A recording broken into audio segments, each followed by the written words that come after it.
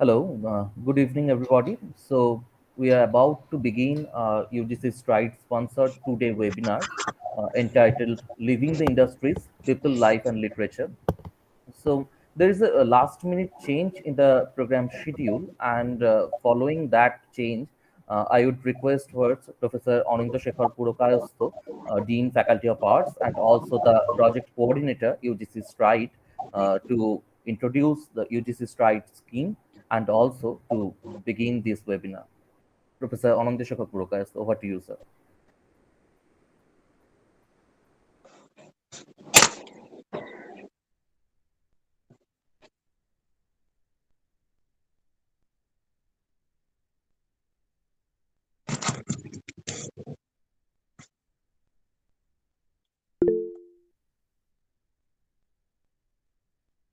Okay, so there is probably a connection problem in Professor Prokash's end, so we are just waiting for him, and then he will start the program.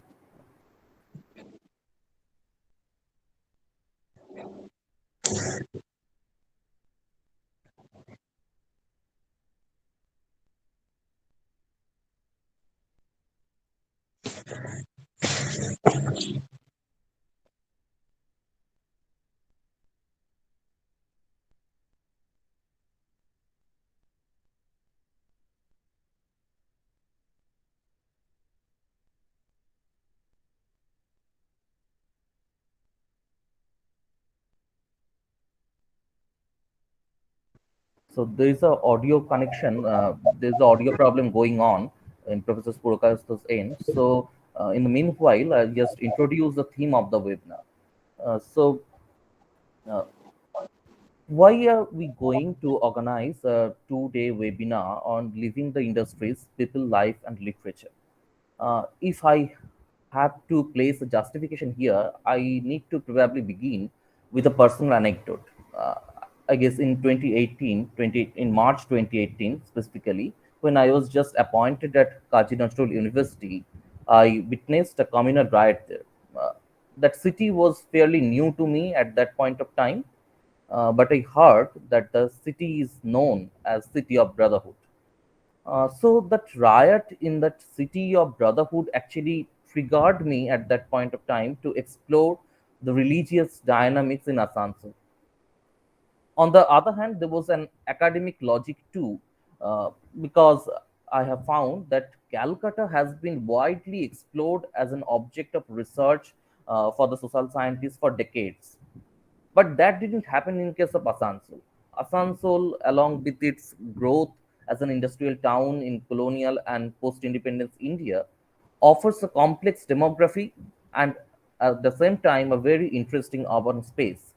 So this cosmopolitan town, which is located in southwestern Bengal, is noteworthy in terms of religious and caste dynamics, and this is evidently, visibly somewhat different from other parts of Bengal. So, as part of UGC's Stride, we focus to explore the aspects of religion and caste in this industrial town through this project.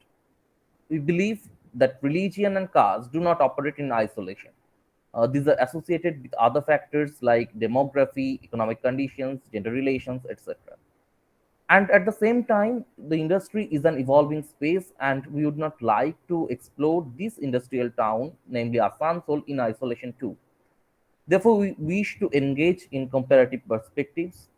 This two-day webinar entitled Living the Industries, People, Life, and Literature aims to approach industrial space from various aspects.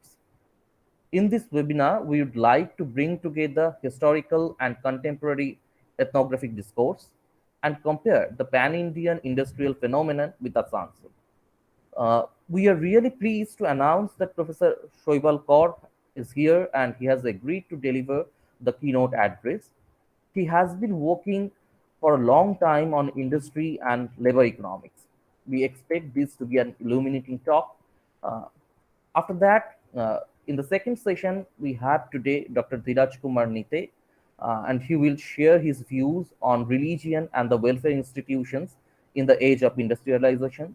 Dr. Dhiraj Kumar Nite is a fairly well known person in this field, And religion is also one of the analytical categories of this UGC Stride project. We look forward to hearing Dr. Dhiraj Kenita's lecture to enrich our discourse as well. In the same panel, there will be Dr. Kakuli Mukherjee, who has researched extensively on this particular region and will talk here about the class struggle of the colliery miners. In the next day, we'll have Dr. Shati Bhattacharya and Dr. Himadri Chatterjee, and they will share their views on industrial space, focusing on gender and caste relations. In the last session of this webinar, we'll try to look at Asansol specifically.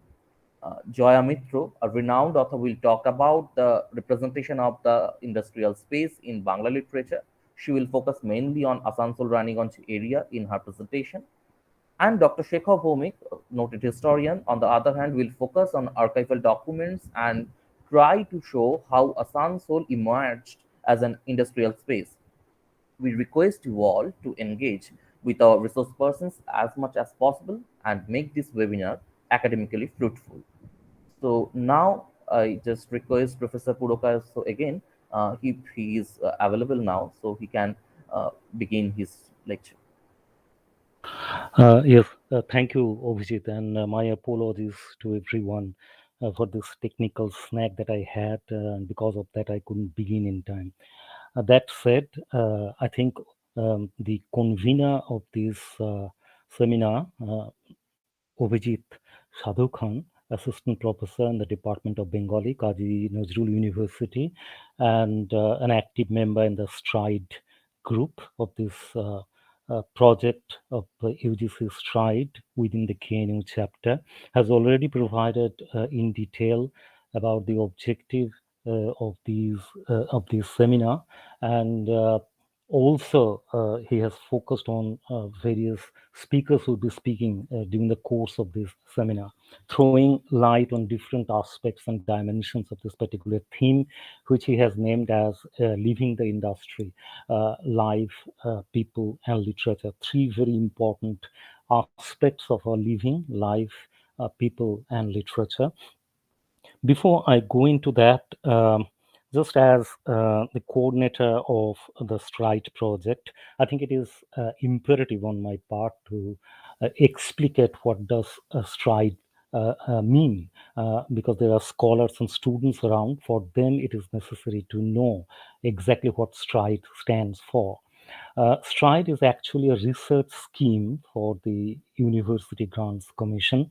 They call it the UGC Scheme for Transdisciplinary Research for India's Developing Economy, which is interesting because the focus is on India's developing economy, and to actualize or to materialize that developing economy of India, they are focusing on interdisciplinary research. So it is quite clear that UGC is asking for a cross-disciplinary dialogue and conversation so that people with expertise from different disciplines will assemble, will share and exchange their views and expertise and opinion on different issues involved in this act of, taking our economy up.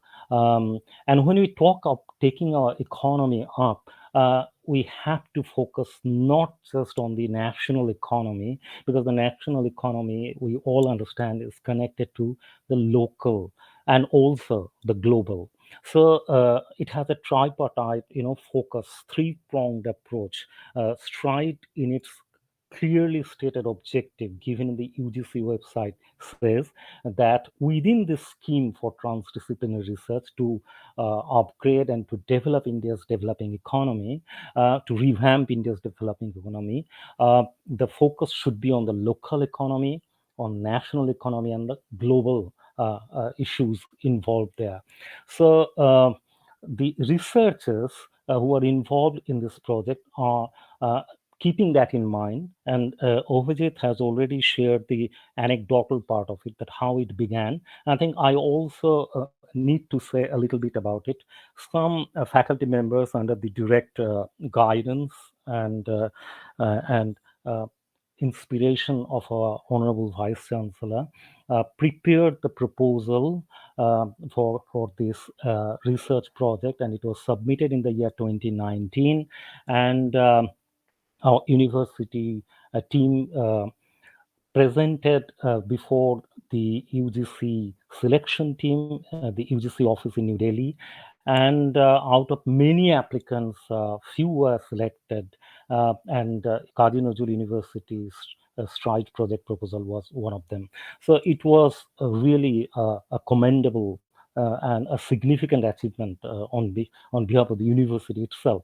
And it is not just important for the university itself, but it also is important for this region, the Asansol, Durgapur, Raniganj region, which is known as the Ruhr of India, or Ruhr of Bengal, where you have the industrial belt.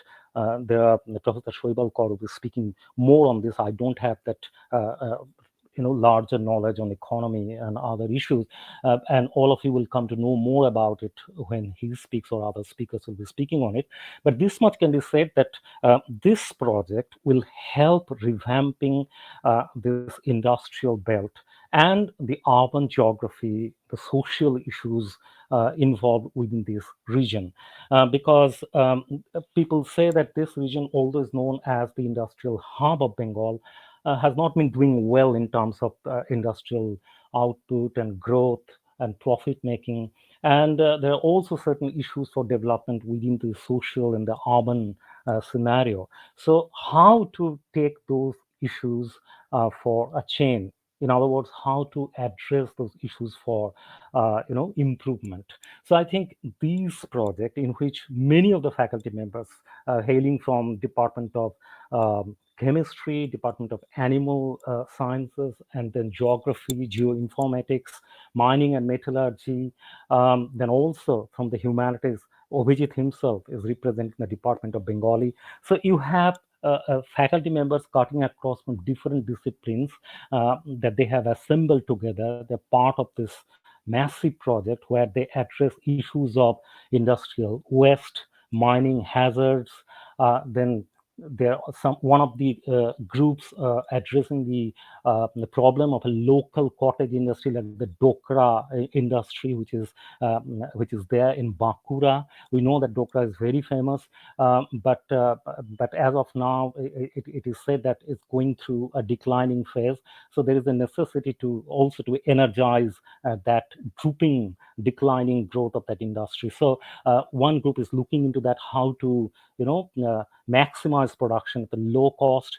There are a group of researchers who are looking into urban geography, social decay. Obhijit himself is looking into the caste, gender configurations, and other issues, religious configurations within this urban space. And then you also have the faculty members from geography, geoinformatics, looking into the water level, and also how to look for greeneries, make a planning for urban greenery and other issues involved within urban geography. So all the researchers are looking into this, and as I mentioned, that there are faculty members who are also looking into mining hazards. We know that Asansol and Raniganj is surrounded with mines, and occasionally we come across news of disasters and hazards within the mine.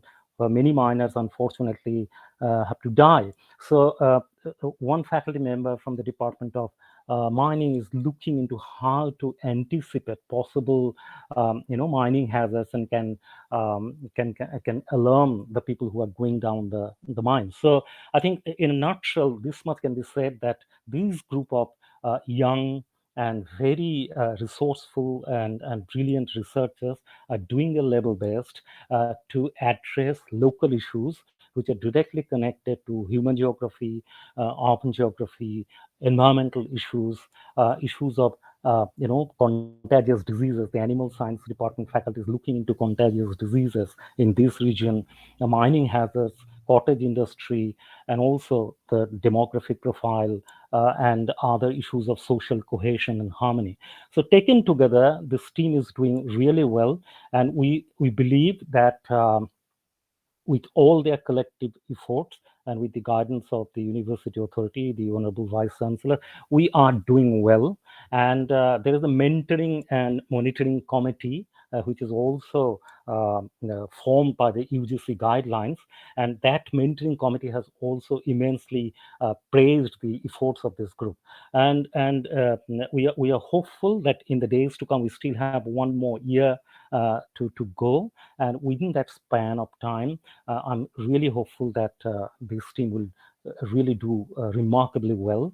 And there is another part of it, of this project, which is how to take research to the ground level, because all the issues that I mentioned are connected to our living conditions and our direct issues of life and living. So the seminar that Ovijit has convened for today and tomorrow is focusing on that, how to take research back to life, how to make a ground related research, a praxis related research, right? So theoretically speaking, we can say this is research for praxis in that way. And so research for people, research for the economy, research for national growth and other things. So I think with that objective and aim in mind, this seminar will definitely illumine and enlighten all the participants and the team that Ovijit is doing. And they will be benefited by the inputs and the opinions which will be exchanged in the course of today and tomorrow. So thanking everyone, and I wish this event a grand success. With that note, I would like to end. So over to you, Ovijit. Thank you, sir. Um, Thank you, Professor Purokasto, for introducing the UGC Stride Scream in very lucid words. And also, I would like to thank you because you mentioned that effort that we put to achieve that grant. Uh, and you have also mentioned the various projects that are going on under UGC projects, UGC Stride scheme in this university. So thank you for your words and thank you for inspiring all of us to do well. Now, I would like to request Professor Honorable Vice Chancellor Professor Shadon Chakraborty to formally welcome everyone. Sir has been always with us. Sir, what did you say?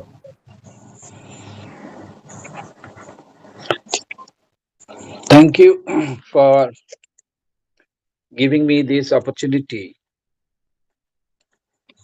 to be a part of this program, which I'm sure will be a very significant discourse. Right at the outset, I welcome all the distinguished speakers and the respected participants of this webinar. I'm really very happy to see that so many distinguished speakers are going to deliver their lectures in this seminar. I extend my gratitude to all of them for coming forward with some very energetic and enthusiastic researchers in this project, the project Stride, and this is one component of Stride, component 1. And in this project, more than 10 researchers, principal investigators are engaged to find out certain things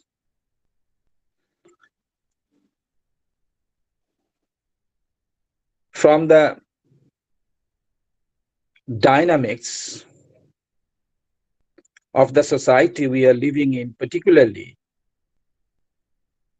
in the area where the university, Kazi Nazrul University, is situated. And the aim of this research program, as it is already stated by the coordinator of this project, STRIDE project, that is to find out the factors, the determinants of the economy in this area, and by means of that, they are also trying to make their researches relevant nationally and internationally. I'm really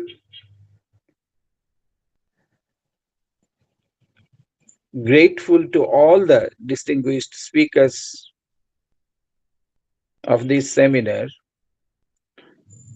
who are being with these researchers, because I believe that this kind of research can do something meaningful only if experience, expertise, and wisdom of researchers from various institutes can be combined with the exercise which the researchers of this group are doing. So I believe that since this has been made possible, we will be in a position after the end of this program, I mean the research program, to produce something which is very, very meaningful, and also the research output will be of great use for making policies for the development of economy in our country, and also the local economy of the university. We all know that religion is a very important factor in human life. If we can recall the idea of form of life of Ludwig Wittgenstein, it includes the form of life of a linguistic community or some other form of community. It includes, among other things, religion. Because human transactions of a community often involves and determines, involves and is determined by religion, human transactions of a community. Asansol is an industry-focused city, and the entire area, Paschim Bardhaman and also the extended part of it, here people live mainly focusing on industry. So industry focused life in this area, we all know, is a cosmopolitan area. There are multiple religious communities in this area, but most of the time, these religious communities succeed in cohabiting.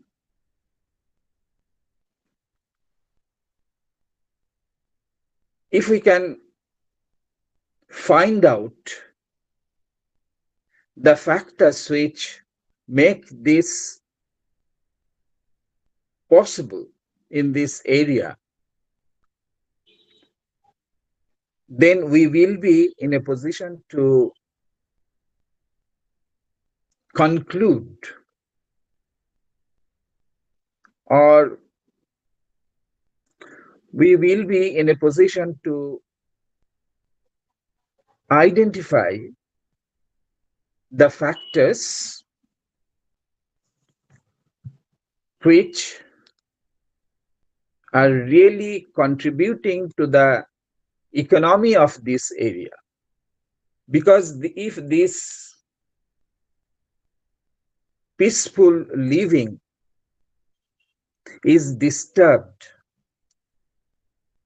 development, the economic development of the area is also gets adversely affected. So how multiple religious communities cohabit in this area? What are those factors?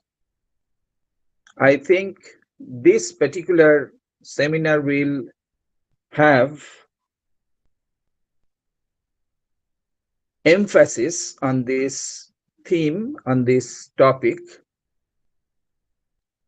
and through the interaction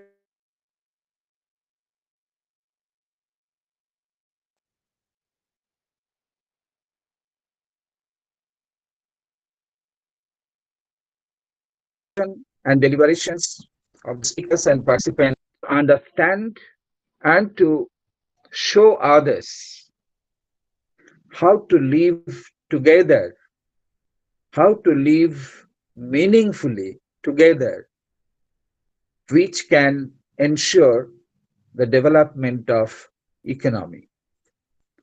I again congratulate the organizers of this seminar and express my gratitude and thanks to the distinguished speakers and the respected participants. I wish a grand success of this webinar. Thank you so much. Thank you, sir. You have always been with us, and we just thank you again, because you have made some time from your very busy and hectic schedule to make it here. And again, you have also set a philosophical premise to begin this webinar, and I guess we'll be able to carry that forward in the next 2 days. So I just now request my project assistant, Mr. Prithvi Vishwas, who is here to moderate the session for the for the next 2.5 hours. So Prithvi, over to you. Thank you. Good evening, everyone. So today's title of webinar is Living the Industry's People, Life and Literature. And the key note will be addressed by Professor Shoaib Kaur of Center for Studies in Social Sciences. Before we begin, I would like to introduce him to the audience. So talking about his early education, let's talk about, well, he has pursued his BSc in Economics from Calcutta University in 1992. In 1995, Professor Kaur has finished his Masters of Science in Economics from Calcutta University. In 2002, Professor Kaur has finished his PhD degree in economics at Northern Illinois University. Well, he has certain specializations in labor economics, public economics, international economics, and applied microeconomics. Talking about his early career and right now his position. Well, he was a professor of economics at Calcutta University. Then he joined Center for Studies in Social Sciences, Calcutta, in 2017, and also in 2020 he became the Reserve Bank of India chair professor at CSSS, Calcutta, and also he is also a research fellow at Institute of Labor Economics, Bonn, Germany, and he's also a guest. He's also and still is. He was and he still is.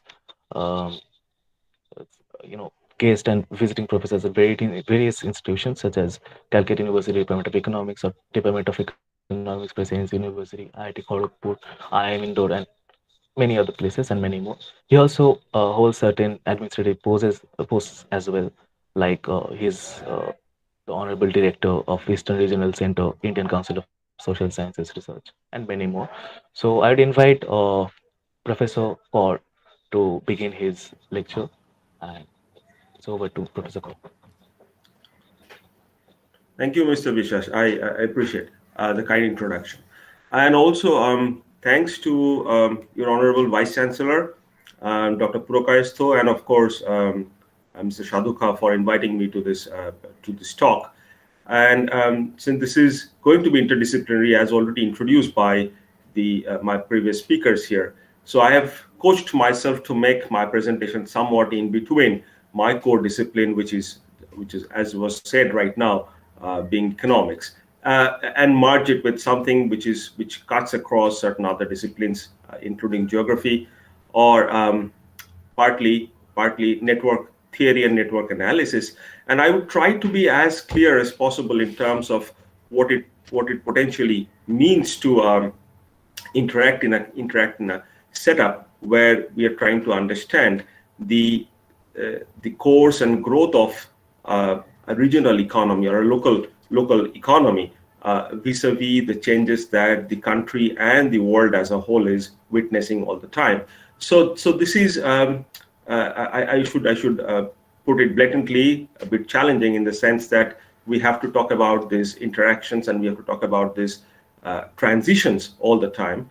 And in the process, therefore, I would let me tell you what I have for you as my presentation would basically display is some description of what industrial clusters or industrial economies typically imply. And again, I understand this. There are people from various disciplines. There are audience from different backgrounds here in terms of the disciplinary rigor and disciplinary requirements. I would avoid all the jargons that are commonly used in economics in favor of showing you certain graphical what industrial structures and industrial clusters typically mean, and what it might imply for the local economy to have more engagement with such industrial clusters. That's one. I would also talk about certain policy aspects which has given. It's almost like in many countries, as it commonly happens, it's often a make or break proposition between different policies leading to the industrial development or decay of it, as the case might be, depending on the region or the location as we engage with. And then I would, keep it as open as possible in terms of the policy implications and address some questions or issues that you might have in between. But let me, before I go to my presentation, allow me 2 minutes to tell you a few more things. Number one, I appreciate what Mr. Biswas told about my positions, but I have been with the Center for Studies all along since my return from the United States. My visit to Calcutta University as a full-time professor was in between. It was on lien, as academically you would know the term. So I was with the center, and I'm with the center from 2002 and 2003. Just for a short while, I was at Calcutta University, and then rejoined center back again. Anyway, that apart, I was telling Avijit about the Eastern Regional Center at ICSR, and I realized that there are many young scholars and maybe professors from other universities and colleges for who this might be useful information if you already did not have a chance to look up these resources.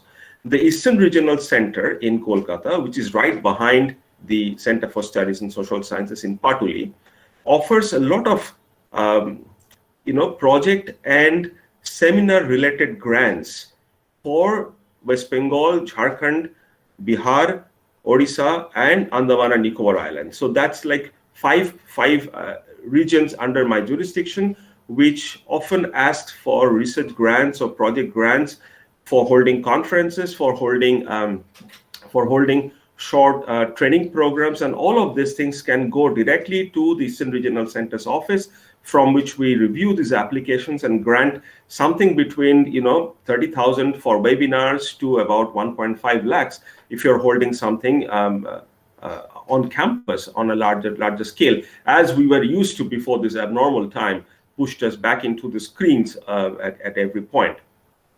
So this is an open opportunity. I request all of you who are interested in holding something like that in future, and this is an open call. It rolls over the entire year. There is no deadline for application. You can apply at any point in time. It takes us not more than 15 to 20 days to process your application and come to a decision. If we want you to do certain kinds of revisions with your proposal, we let you know as quickly as possible so that you can resubmit a revised proposal. And then, most of the time, depending on the subject areas, and especially it has to be on social science, because if you are from natural sciences, we really do not have scope for funding those projects and seminars. But social science, including all aspects of humanities and economics, commerce, sociology, political science, geography, whichever form you're talking about, these are all open to applications and acceptance for projects, as well as seminar and conference grants from the Eastern Regional Center. Beyond this, we also have an established study grant given to PhD scholars who are willing to go over to another place for looking up the archives or exploring the library. For example, you want to go to Nehru Museum in Delhi or explore certain libraries abroad. Not abroad. It's not valid for travel outside India, but anywhere in India, given that you are from West Bengal or from a particular location in the jurisdiction, as I already mentioned, you are free to take advantage of that study grant, which allows you the travel money as well as a per diem for your living and other expenses when you are over to that location for your study related purposes. So these are all available in the ERC website. I would be more than happy to receive certain applications from this place. I haven't spoken in Kazi Nazrul University before, so this is a good opportunity to also get to know all of you and tell you about the purpose and outreach of the Eastern Regional Center of ICSSR. So this is the Eastern Region wing of the ICSSR New Delhi, and we function exactly like the Delhi office, except that our jurisdiction is limited to 5 states in the Eastern region.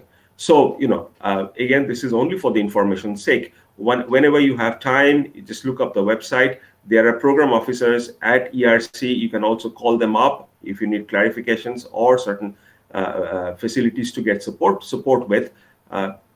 Do not hesitate to do that. We are there to extend all kinds of services to students and faculty of universities in West Bengal particularly. So, all right. If you grant me 1 minute, let me go to my presentation. And as I said, I would talk about the industry and local regional economic interactions, and then take you over to other cross-disciplinary measures of how industrial changes really take place with reference to the kind of questions you have been talking about in the initial note. So,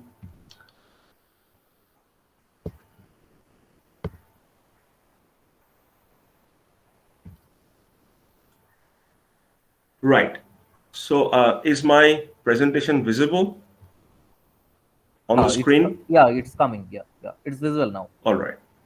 All right. Thank you so much. So as you see, the title of my presentation is Industrial Clusters, and this is a subtitle, Networks, Regulatory Choices and Outcomes, right? So I'll be talking about each of these subtitles in that particular sequence, and that should be able to give you some food for thought. And essentially, it's also my learning experience because trying to speak to a multidisciplinary audience is it's not easy, I must say, because the disciplinary rigor and the requirements of economics actually deals with it in a very different way. But it's always interesting to try and access as much information and reach out to as many people as possible with certain core concepts and ideas of economics, if these are meaningful to you. Once again, in between my talk, if there is any question, you can put it up in the chat box, or even just unmute yourself and start speaking. I will be more than happy to clarify your questions or any assertions you might have. All right. So by industrial clusters, we typically mean that, according to Michael Porter, especially, that it is an interesting laboratory for economic research and a useful concept to guide industrial and labor market policies, right? And industrial clusters do not happen out of accidents anywhere. There have been several studies. I will be drawing a bit from a Government of UK report to show how industrial clusters really interact between the companies, the government, the policymakers, and the think tanks, which are essentially the university faculty and students and researchers who keep on feeding each other both with information and tangible aspects through research and development, as well as constructive consultancy projects that are very popular in the Western world, and hasn't somehow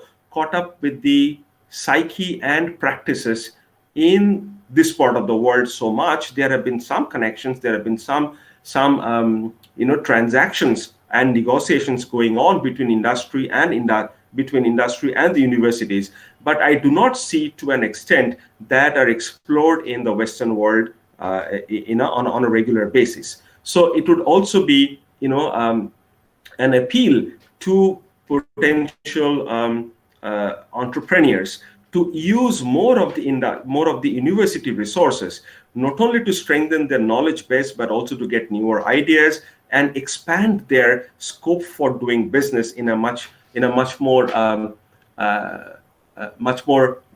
information-wise enriched manner, right? Otherwise, there could be misses, there could be gaps in what you are thinking and what typical theories and empirical observations from the field tell us, and that gap can be significant in not allowing the entrepreneurs to arrive at levels which many of the other places have been able to exploit and achieve, right? So the industrial clusters do have an indefiniteness of its boundaries. It can go in any direction. It can involve as many sort of nodes as possible during its course of expansion, development, and sustenance. However, if we are trying to talk about the empirical exploration, we need to understand the geographical pattern of such industrial clusters and the industrial perspective from which we are talking about, because not all kinds of industries do require this mutual feedbacks and connections all that frequently as certain other kinds of industries typically require. And more we go towards this servitization of the industrial formation in different countries, we would see that these connections are even more important in light of the services which are typically generated because of our skill content, because of the human capital enriched group of people who can be of potentially enormous support to the industrial structure of that particular region. Again, the question is, are we exploiting those resources efficiently, or we are completely denying those resources their due place in the industrial and service-related expansions of that region? These are questions to be understood quite clearly. Now, the formulation of policy objectives, however, may require constraining cluster definitions to match the boundaries of administrative units or particular set of industries or even formal association of enterprises and institutions. And this is quite simple to understand, because you see, when we talk about a local policy vis-a-vis a regional policy, or then going over to the national policy, the same cloth wouldn't fit all. So we need to have contexts, we need to have certain restrictions and limitations of the application, as well as the uptake of such policy initiatives when it comes to understanding the purpose of a local industrial development vis-a-vis something which transcends the local industries to a much more bigger platform, right? So in a way, therefore, we not only talk about clusters and boundaries, but we also talk about the limits of those boundaries, exactly as we would imagine for a regional economy like Burnpur, Asansol, Dhanbad, and so on, which is an extensive circuit of industrial and resource belts that can really get a lot of influence from policies oriented towards those particular region that might be aligned with the national policies, but might request something more localized, something more region oriented, in order to make it the best possible fit for the industrial expansion in that region. And this is not something which is really happening out of the blue, right? Because all of us know, Dr. Purakaistho also talked about it in the beginning, that we actually inherited this kind of clusters, this kind of structures from the colonial period, right? So these have a big connection with the industrial structure that started in, say, Manchester, or in Leeds, or in certain other places in Sheffield. For example, at some point, Howrah used to be called the Sheffield of the East, given the kind of the construction and manufacturing work that goes on in Howrah as compared to Sheffield. So these legacies, I don't know about whether it's a good thing or a bad thing, but the cultural proximity of the industrial structure with the colonial rulers of the time might have given us a certain advantage, and also a lot of disadvantage, because we could not come out of those structural rigidities at the time when industries were expanding much faster in, say, East Asia, in some of the other countries where they actually broke down the shackles of regulations of certain types. They broke down the shackles of national restrictions about capital flows, about information flows, about technology flows, and grew at a much faster pace. Now, whether a local industry could take advantage of that is a completely different issue to understand, because even in the developed world, you would see that many examples persist where the erstwhile industrial centers, right? I mean, you can go to in any part of England, you would see that places which were coal belts, which were coal mining belts, which were industrial towns at one point, are completely deserted at this point, because those industries have dissipated into nothing, right? The resource belts have been used up, so there's nothing more to extract from the ground or from the rocks, and therefore those industries have nothing more than bars and some people just getting drunk day in, day out, nothing else to latch on to as in terms of occupation, right? So these up and down with industrial towns is not uncommon even in the developed world. Or you can think of Detroit, right? The hub of automobile industry of the world, at one point holding Ford and Chevrolet and so many other and thousands of other companies, right? Actually went down to complete disastrous outcomes by end of 1990s, when nothing was being produced in Detroit any further, and everything was either getting shipped from Japan, because Japan was making better automobiles, or later on from South Korea, the production was outsourced partly to China, partly to Mexico, to Central America, and so on, and many other places, because costs were rising and industrial towns were facing an inconceivable amount of losses and decay, which was not reversible so easily. But even in recent times, there have been some tendency of bringing the industrial structures back into their own existence and own glamour and glory. So Detroit is coming back, as I hear. I haven't been to the United States in a while, but what I hear is that Detroit is getting back its industries. It's producing again to some tune of what they were producing in the 1990s. Not entirely the amount that were producing at that time, but at least some good fraction of that amount would survive, would allow the industries to survive, the jobs to be retained, and the local economy to grow. So this is a business cycle which we do not have to derive or talk about and show, graphically speaking, but it also goes very strongly with the networks you create in the system, right? What is the core of the industry that would hold a network intact when you're trying to talk about the development and expansion of the industries in a particular region? So in terms of the description of such networks, you would see in the next slide that, let me show you the network, and then I come back to what really defines industrial clusters. So you would see that this is more like, nodal industries or farms within a particular set of industries. For example, in Asansol, you can talk about the iron and steel industries and so many ancillaries around the iron and steel industry that have been known for their production of auto parts and several other things, which has had a market at the all India level and definitely within West Bengal and the eastern region.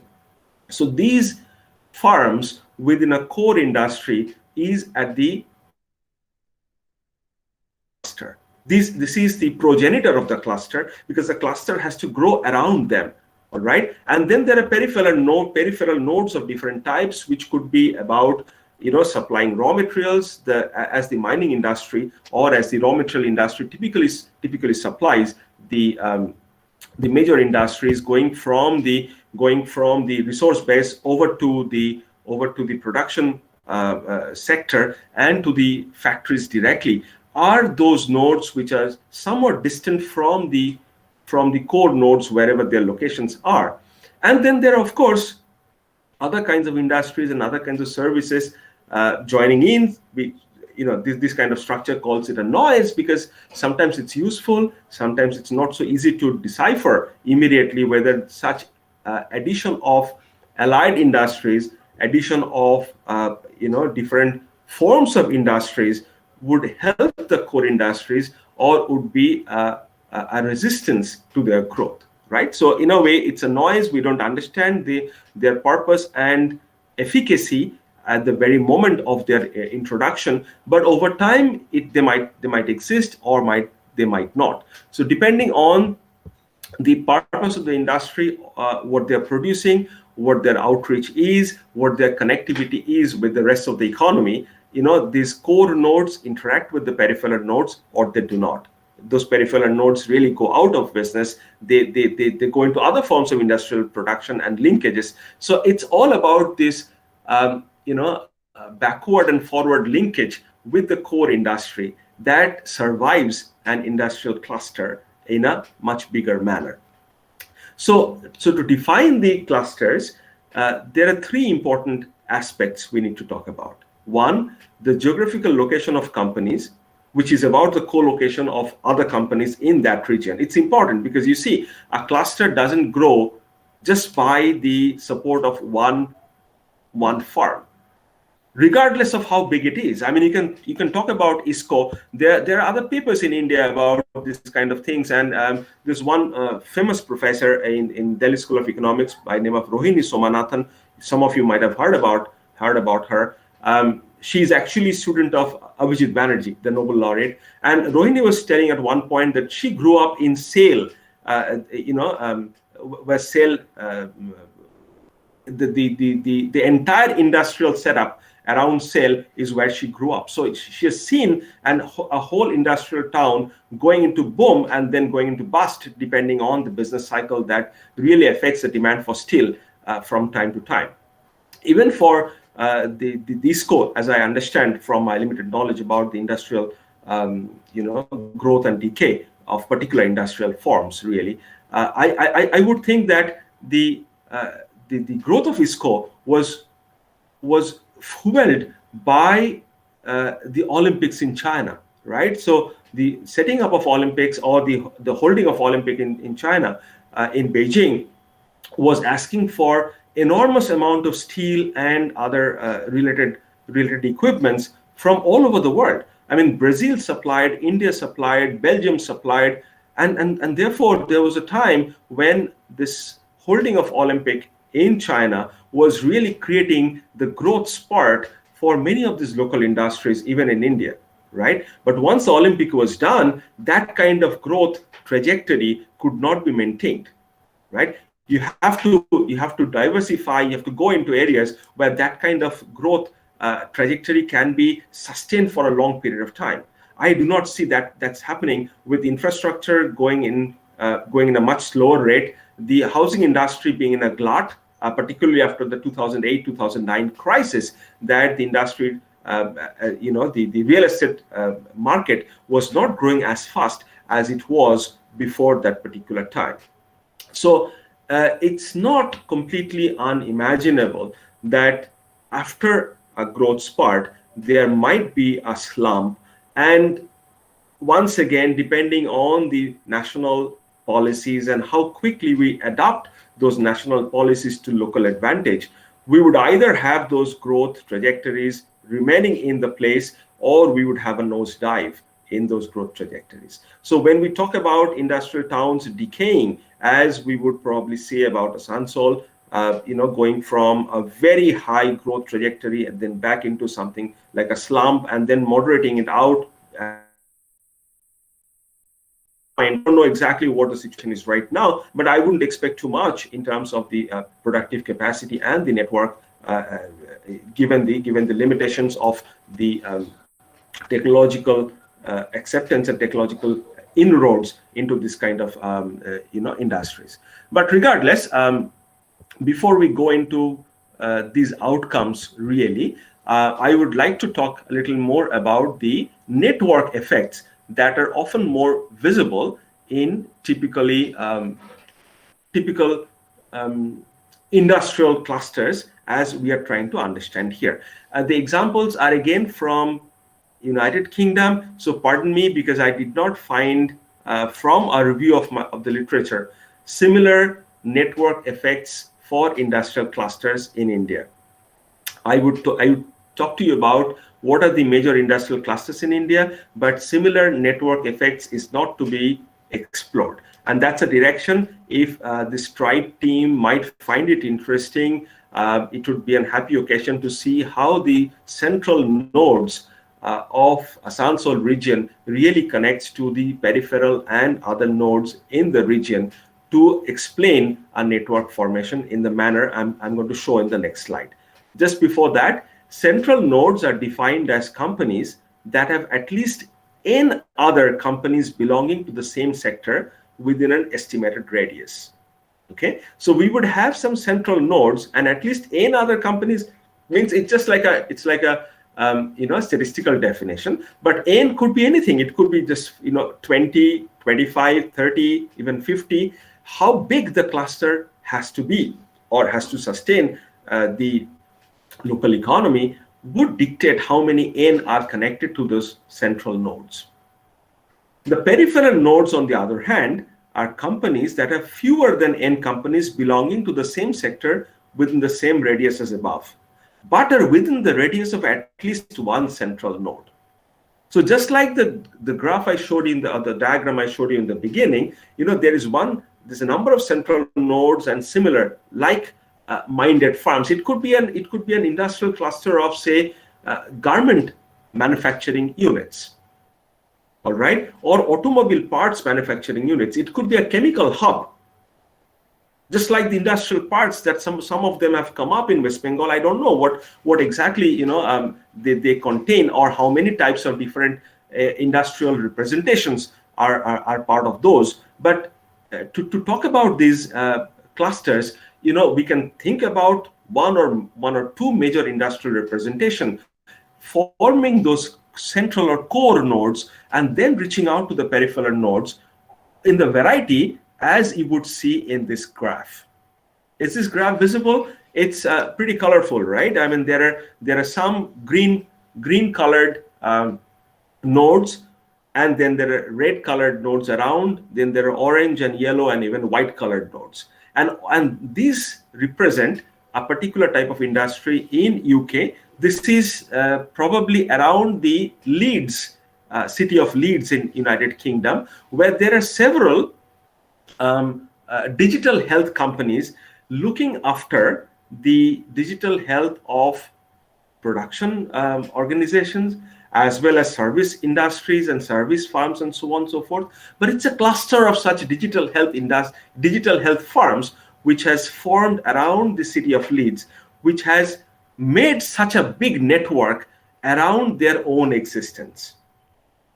So in a way, I found it quite interesting and phenomenal that a number of digital health companies, which are the red ones actually. So you see, it's almost like a competitive market.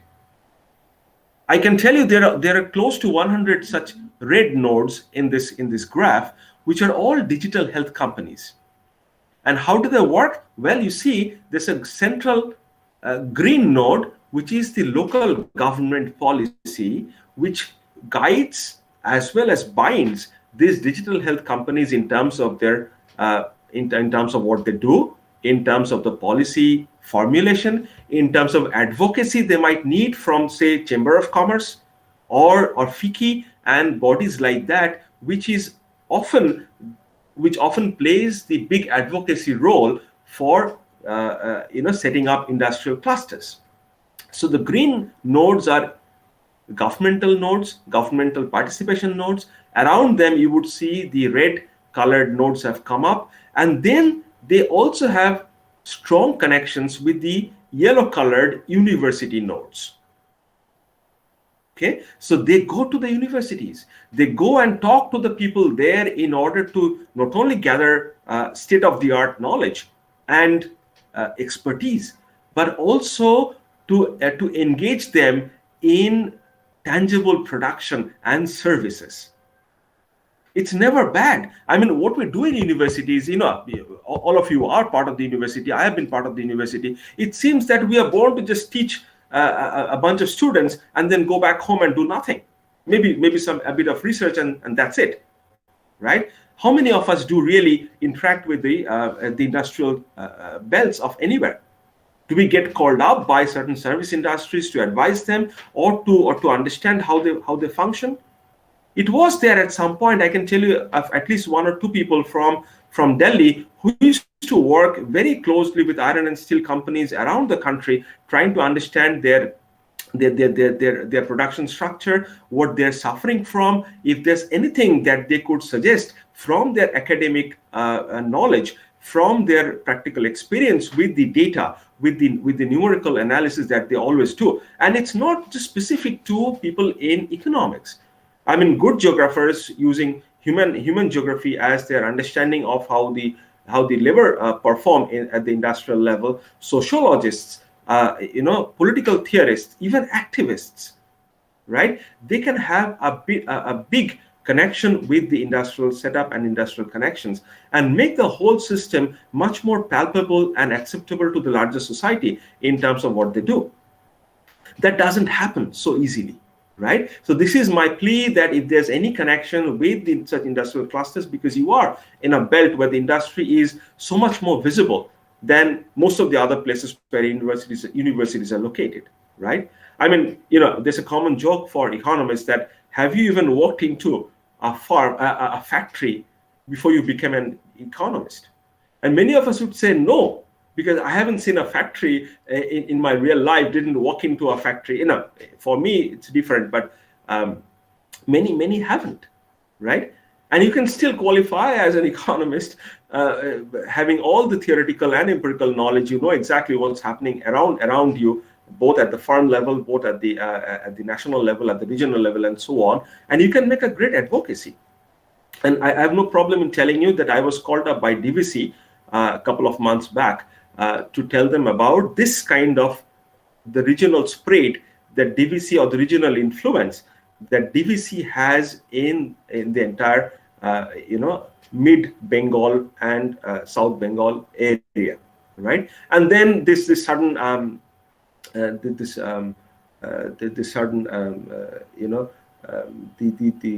the problem started with overflowing of the river and DVC dam, and then we had to postpone it for a drier time, I would say.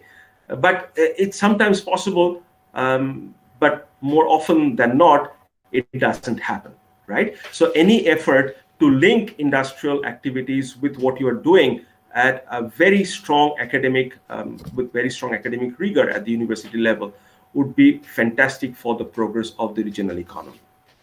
But before I go into that, before I talk about certain other policy propositions, similar other networks are available from the extant literature. These are about processing companies, and this is around a place called Lincoln, which is somewhere between Birmingham and Manchester.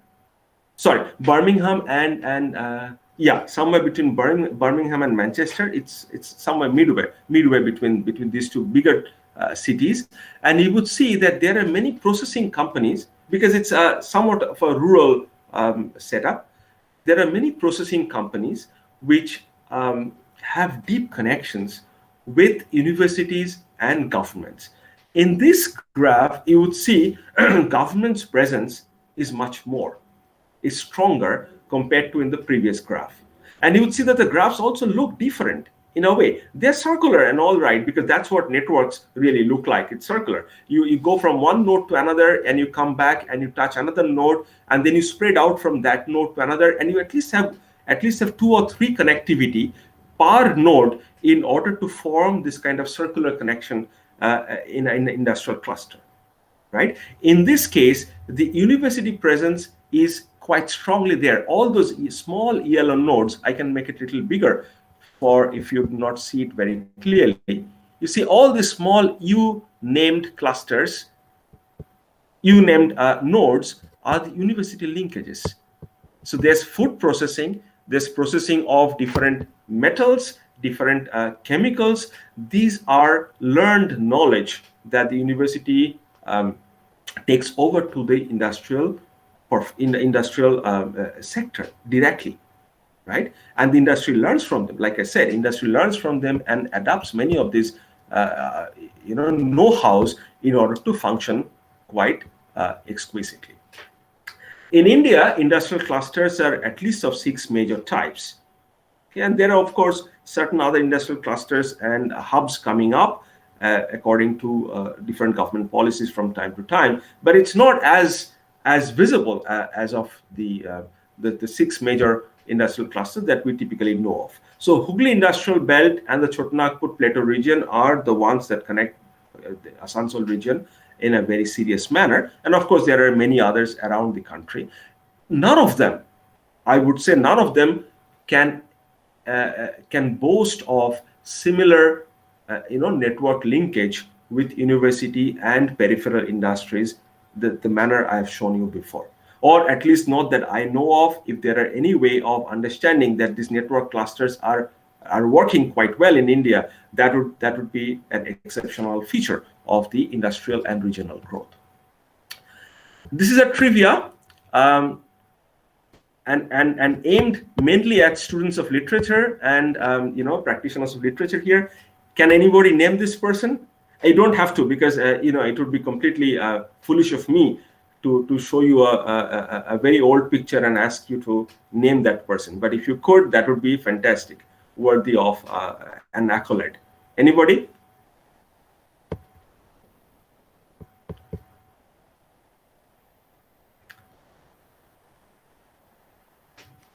No? All right. Doesn't matter. It was just to show you for sake of trivia and fun. This is Robert Frost, the well-known poet, right? And the reason I put it up is because when we talk about the transition from industry to the labor market and to many other government policies, we often face multiple options of which one should be the best choice, right? Like in life, you have so many choices. You sometimes get confused about which one is the best one for you and me and so on for your loved ones, right? National policies, local policies also suffer from such dilemmas, all right? And for that matter, Robert Frost's the famous poem "Road Not Taken" is quite an eye-opener. I read it in school. My daughter reads it in school, so it's definitely something I should tell you about in 2 minutes. I have got about 10 minutes to go, or maybe a little less than that, but I would definitely be able to talk about that. So Robert Frost wrote "The Road Not Taken" as a joke for a friend.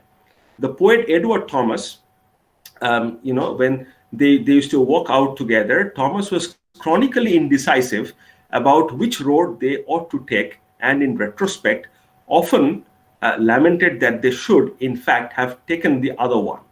Soon after writing the poem in 1915, Robert Frost griped to Thomas that he had read the poem to an audience of college students and that it had been taken pretty seriously, despite doing my best to make it obviously by my manner that I was fooling around. Mea culpa. I'm still culpable for taking the poem seriously. However, Frost liked to quip, "I am never more serious than when joking." So people took him seriously and really thought that The Road Not Taken is something more than a poem, because it's about life. It's about your choice that you make. And that kind of choice is something I'm going to talk about and finish in 5 or 7 minutes time. And that's about the kind of industrial relations that different states took up after independence, right?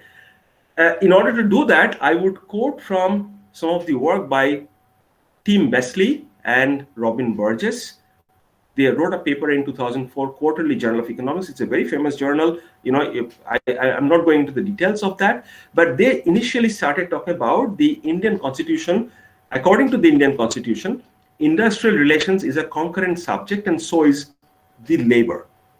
That this implies that central and state governments have joint jurisdiction over labor regulations.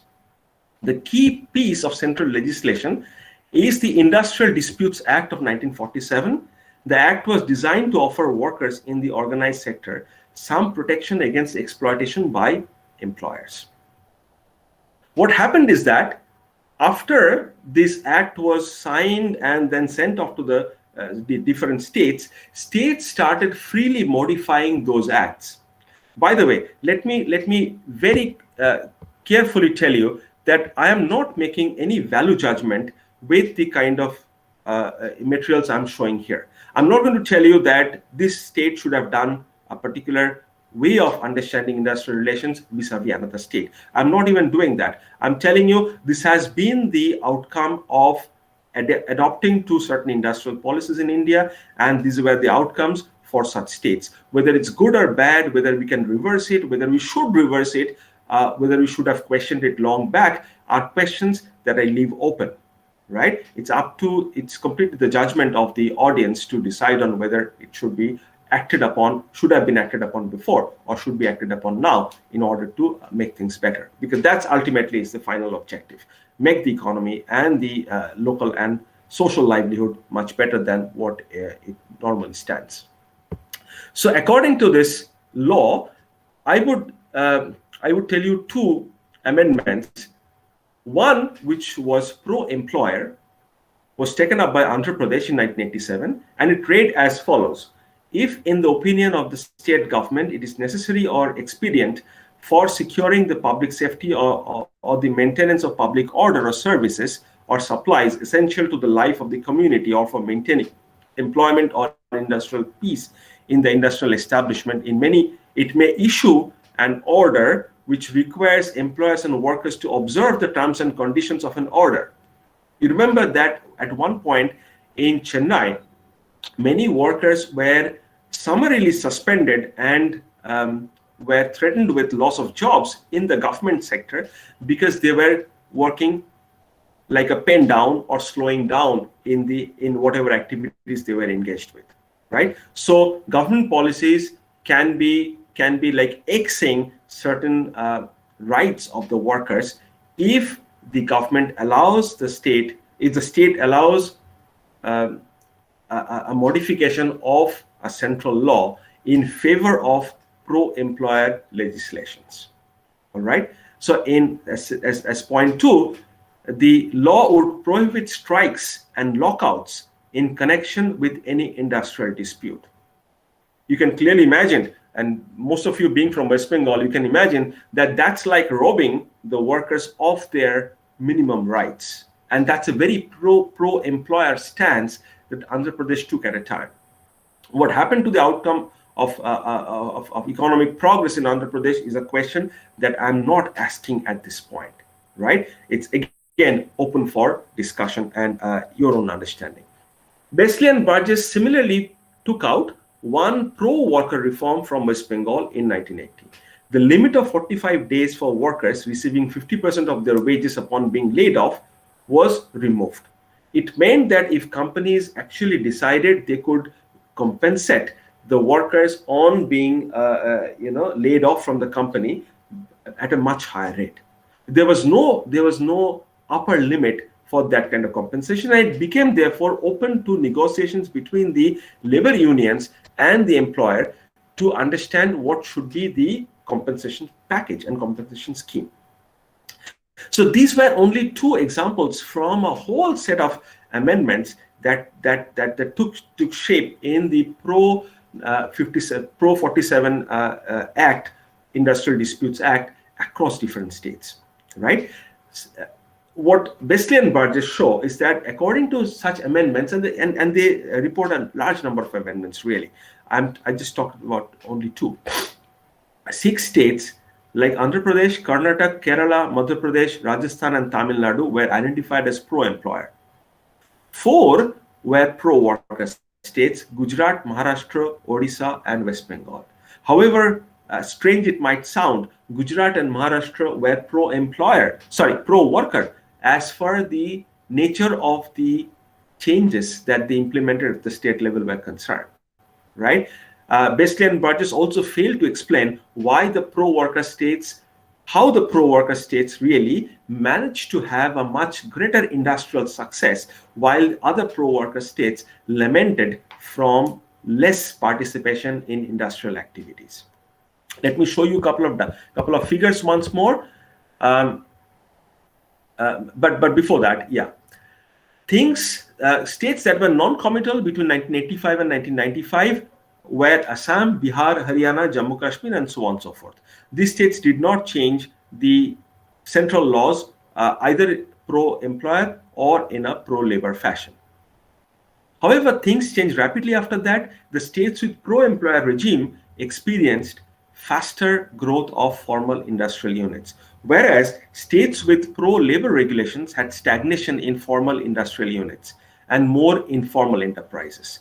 I'll explain in 1 minute how it happens, but of course, Besley and Burgess could not explain low informalization or high industrialization in Gujarat and Maharashtra.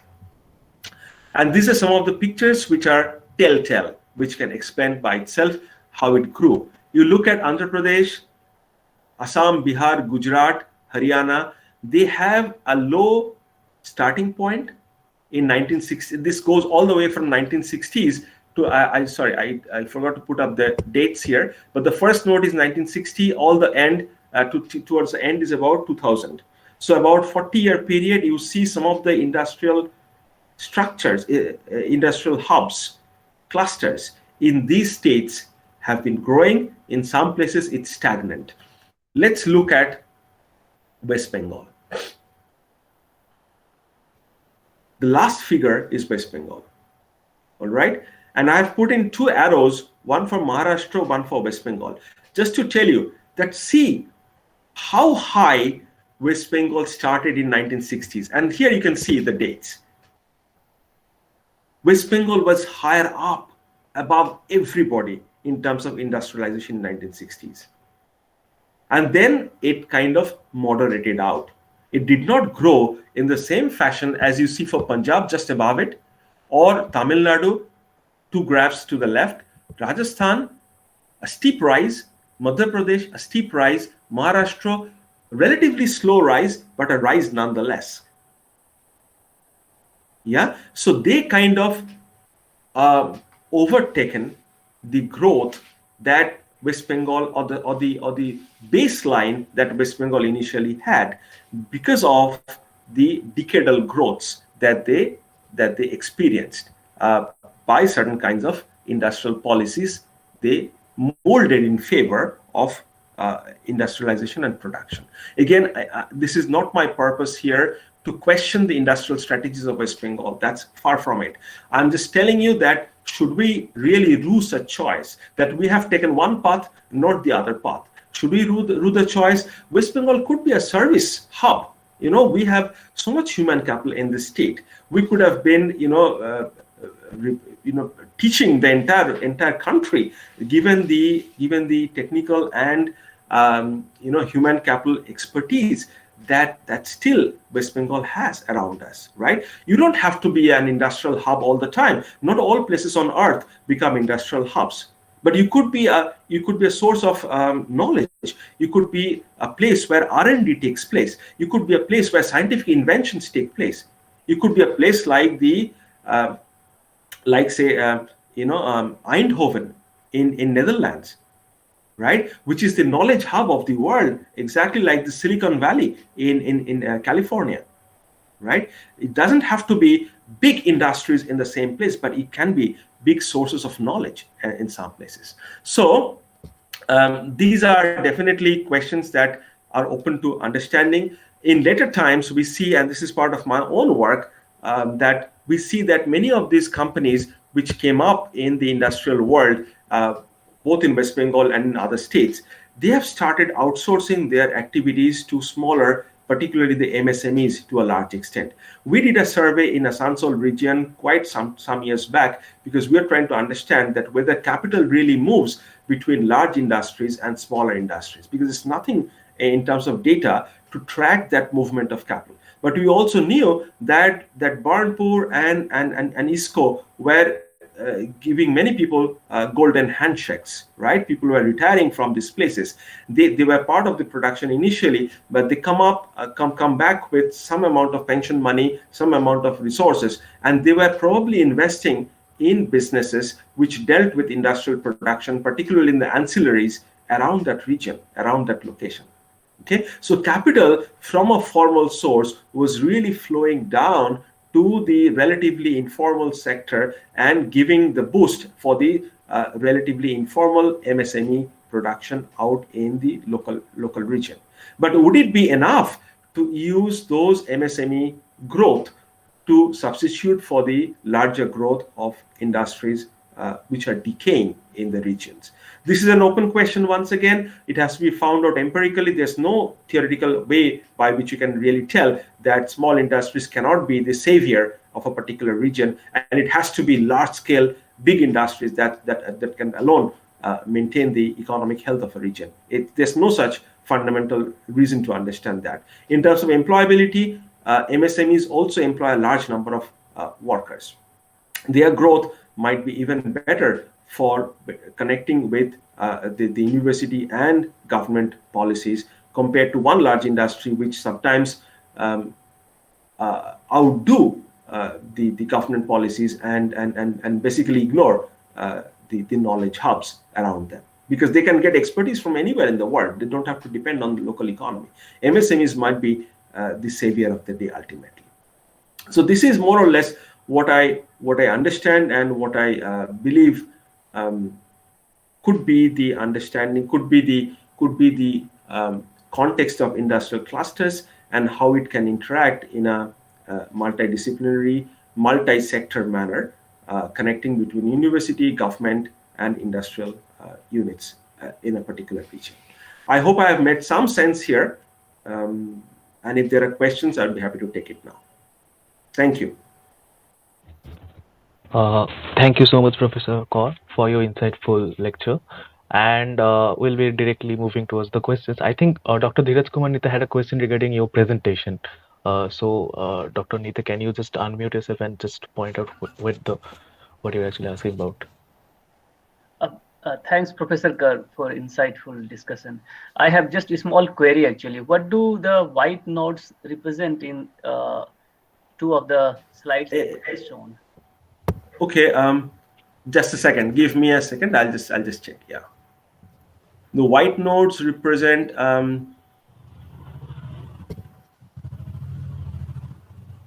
Well, in the second, do I show you the graph again? No, but I can tell you the.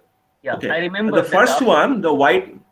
Right. The first one shows the non-digital health companies. Right. So there's both digital health companies, and they might have connections with non-digital health companies also, because they could be the clients, right? Or might be supplying important inputs and information to the digital health companies, right? So those white nodes for the first one are the non-digital health companies, and for the second one, the white nodes represent. Once again, the same thing, the non-processing companies, because it's just like the relation between a particular type of firm and other types of firms in the industry, in the region, which might be interacting to some extent. And you would see, if you remember kindly, that the connection with the non-digital health companies or the non-processing companies is relatively small or relatively low compared to their connection with both government and similar kinds of firms. Thank you. So the network is weak for those, actually. So we're looking for more questions if someone has. Okay. Someone just asked. Question is there is a question in the chat box. Yeah. So there's a question that is, if the coal resources days are over, then what will be the alternative fuel resources and all? That is the question, I guess. I don't know. I might have to go for alternative energy if your industry has to survive. And like I told you about the US example, say Newcastle, right? There was a common saying, and there are students of English here, right? So we always used to say carrying coal to Newcastle is something which you don't do, right? Because Newcastle is flush with coal, and that Newcastle is not producing coal anymore. What do you do? So there are questions which many industries and many locations are grappling with. We don't have clear answers to those. You might have to go for different kinds of industries. The government has to understand this changeover into something else, right? They have to advise. The industries have to understand the difficulties at some point and start moving into those directions at an early level.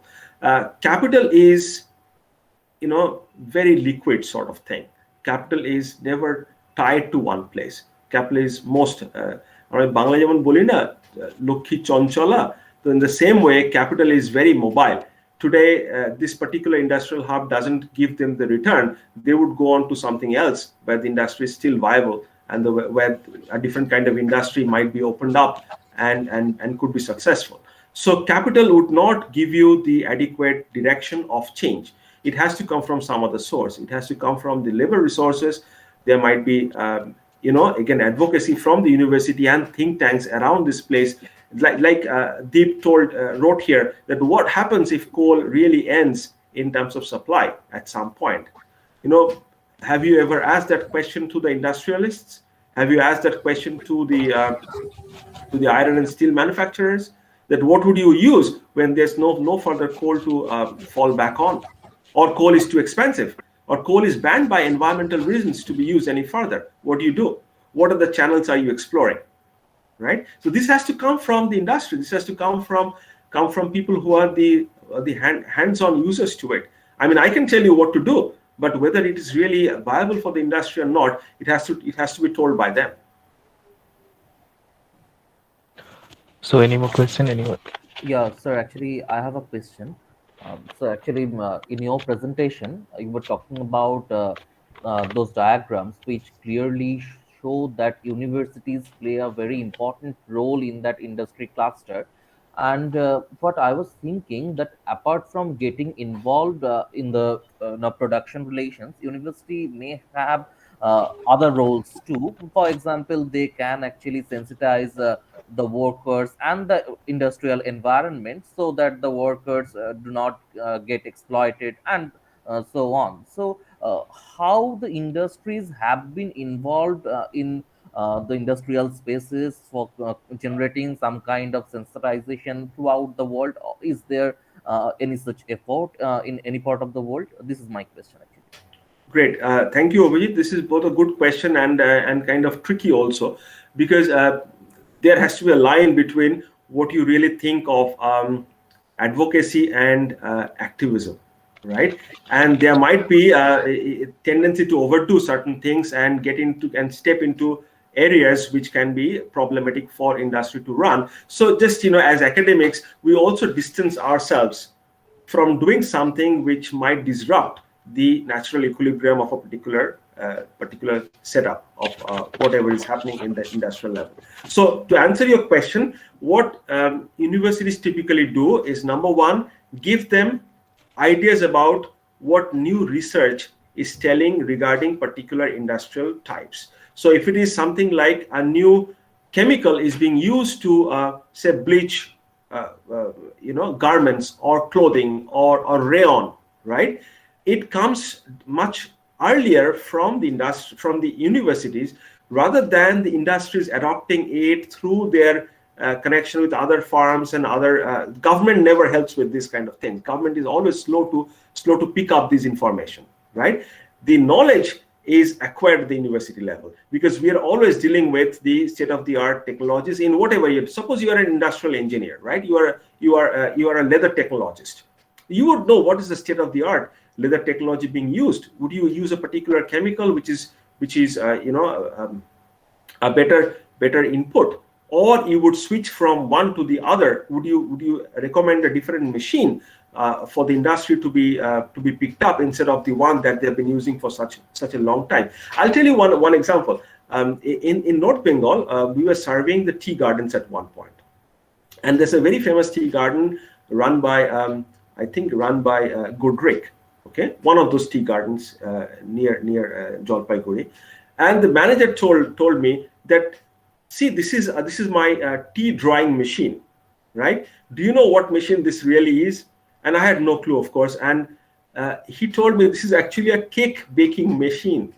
This is a cake oven of a much bigger size that one of those old industrial houses have left back at the tea garden, like the Anglo-Indian owner had a tea baking machine, and he has left it. It was a really big one, so it's more like a bakery which has donated the machine for drying tea. And he said that we have been dealing with IIT Kharagpur for last, and I'm telling you about, so this happened about, say, in 2011. And he said we have been dealing with IIT Kharagpur for last 5 years and telling them to create our own sort of tea drying machine, which is very indigenous kind of thing. And they haven't delivered as yet. What can we do? So we are using something which is very different for a different purpose, but we are using it. So if this example makes you understand how universities could help in terms of research and development, in terms of getting to help the industries with the state-of-the-art technology and machines, I think industrial hubs would survive the onslaught of foreign technologies and onslaught of other competitors. If you falter in producing something at cheaper cost, China would take your market tomorrow, right? I mean, they're just sitting there with tons of production capacity and ability to sweep you off your feet in terms of the market, right? So, acting quickly on that and thinking about the fate of the workers, thinking about the fate of the local economy is important. That you can always sensitize to the workers, and even through the Chamber of Commerce's going back to the capitalists and to the employers of such or the entrepreneurs of such industries. Tell them that it's not just for them; it's the local industry depends on them. That's not activism, but just trying to tell them how much the local economy depends on them. You can show them numbers. You can use people from commerce, you can use people from economics or political science to crunch up some numbers and tell them their contribution to the local economy. That gives them pride in some ways, I believe, that they would feel that they belong in that region as well, sometimes which doesn't happen with other industrialists. Do I make sense, Abhijit? Yes, absolutely. Yeah. Thank you. Okay. Yeah. So there's another question raised by Aratrika Ganguly. She just asked that, Professor, what kind of migration pattern exists among the coal mine laborers in the Choto Nagpur region in the contemporary scenario?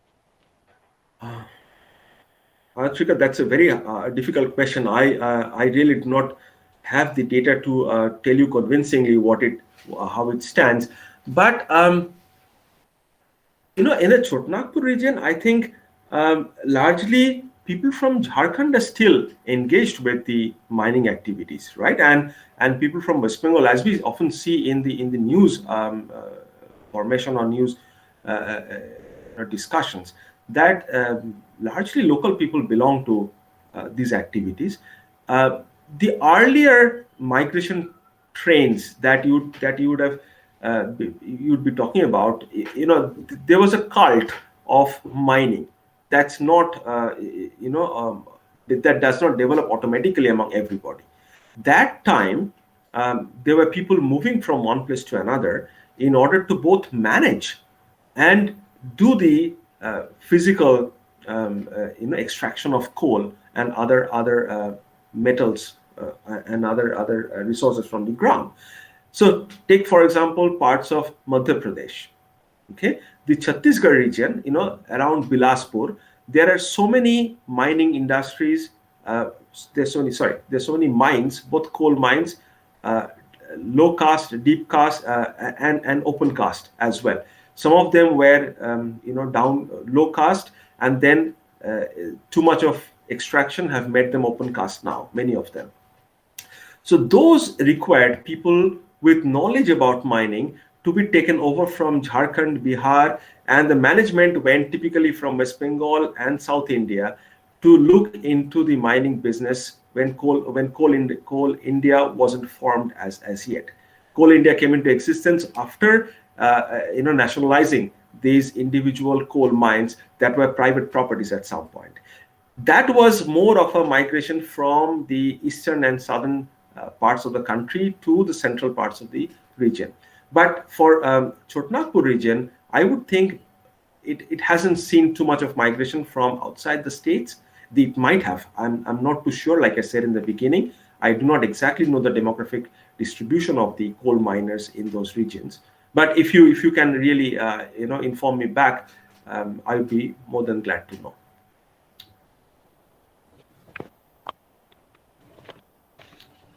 So any more questions?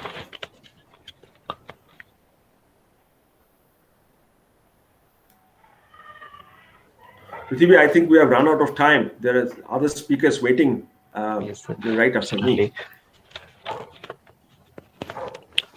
Well, thank you so much, Professor Kaur, for delivering such an insightful lecture. And yes, thank you. Thank you. Once again, if you need further clarifications, questions, do get in touch with me by email. And as I said, do explore the Eastern Regional Center's facilities. I should be more than happy to support any of your advances in this regard. Thank you. Thanks once again. Thank you, sir.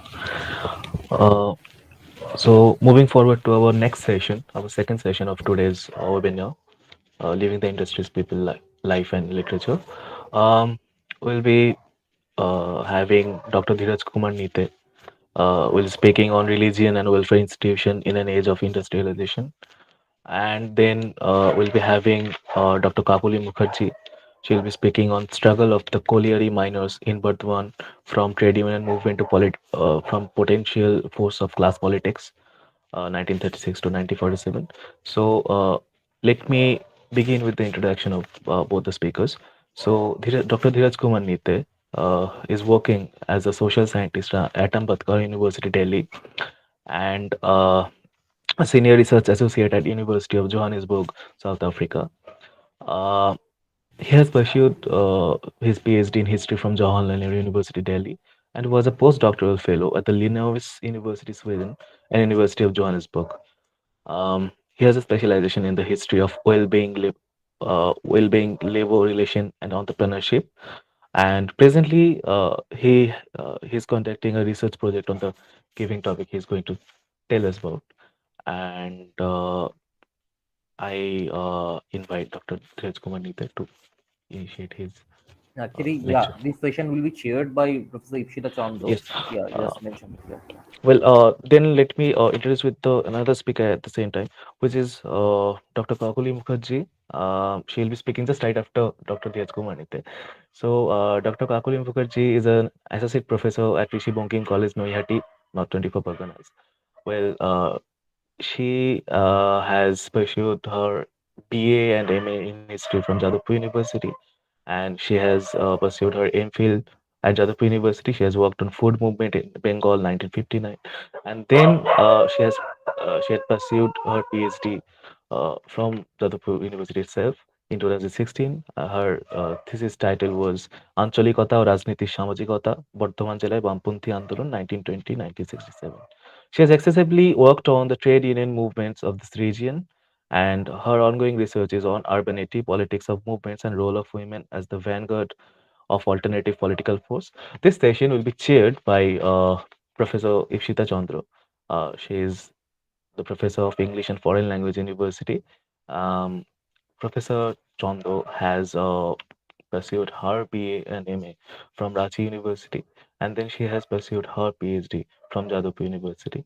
And she used to teach comparative literature at the Department of Comparative Literature at Jadavpur University. Then she moved to FLU. And we'll begin with Dheeraj sir's insights. And I am requesting our chair to conduct the session.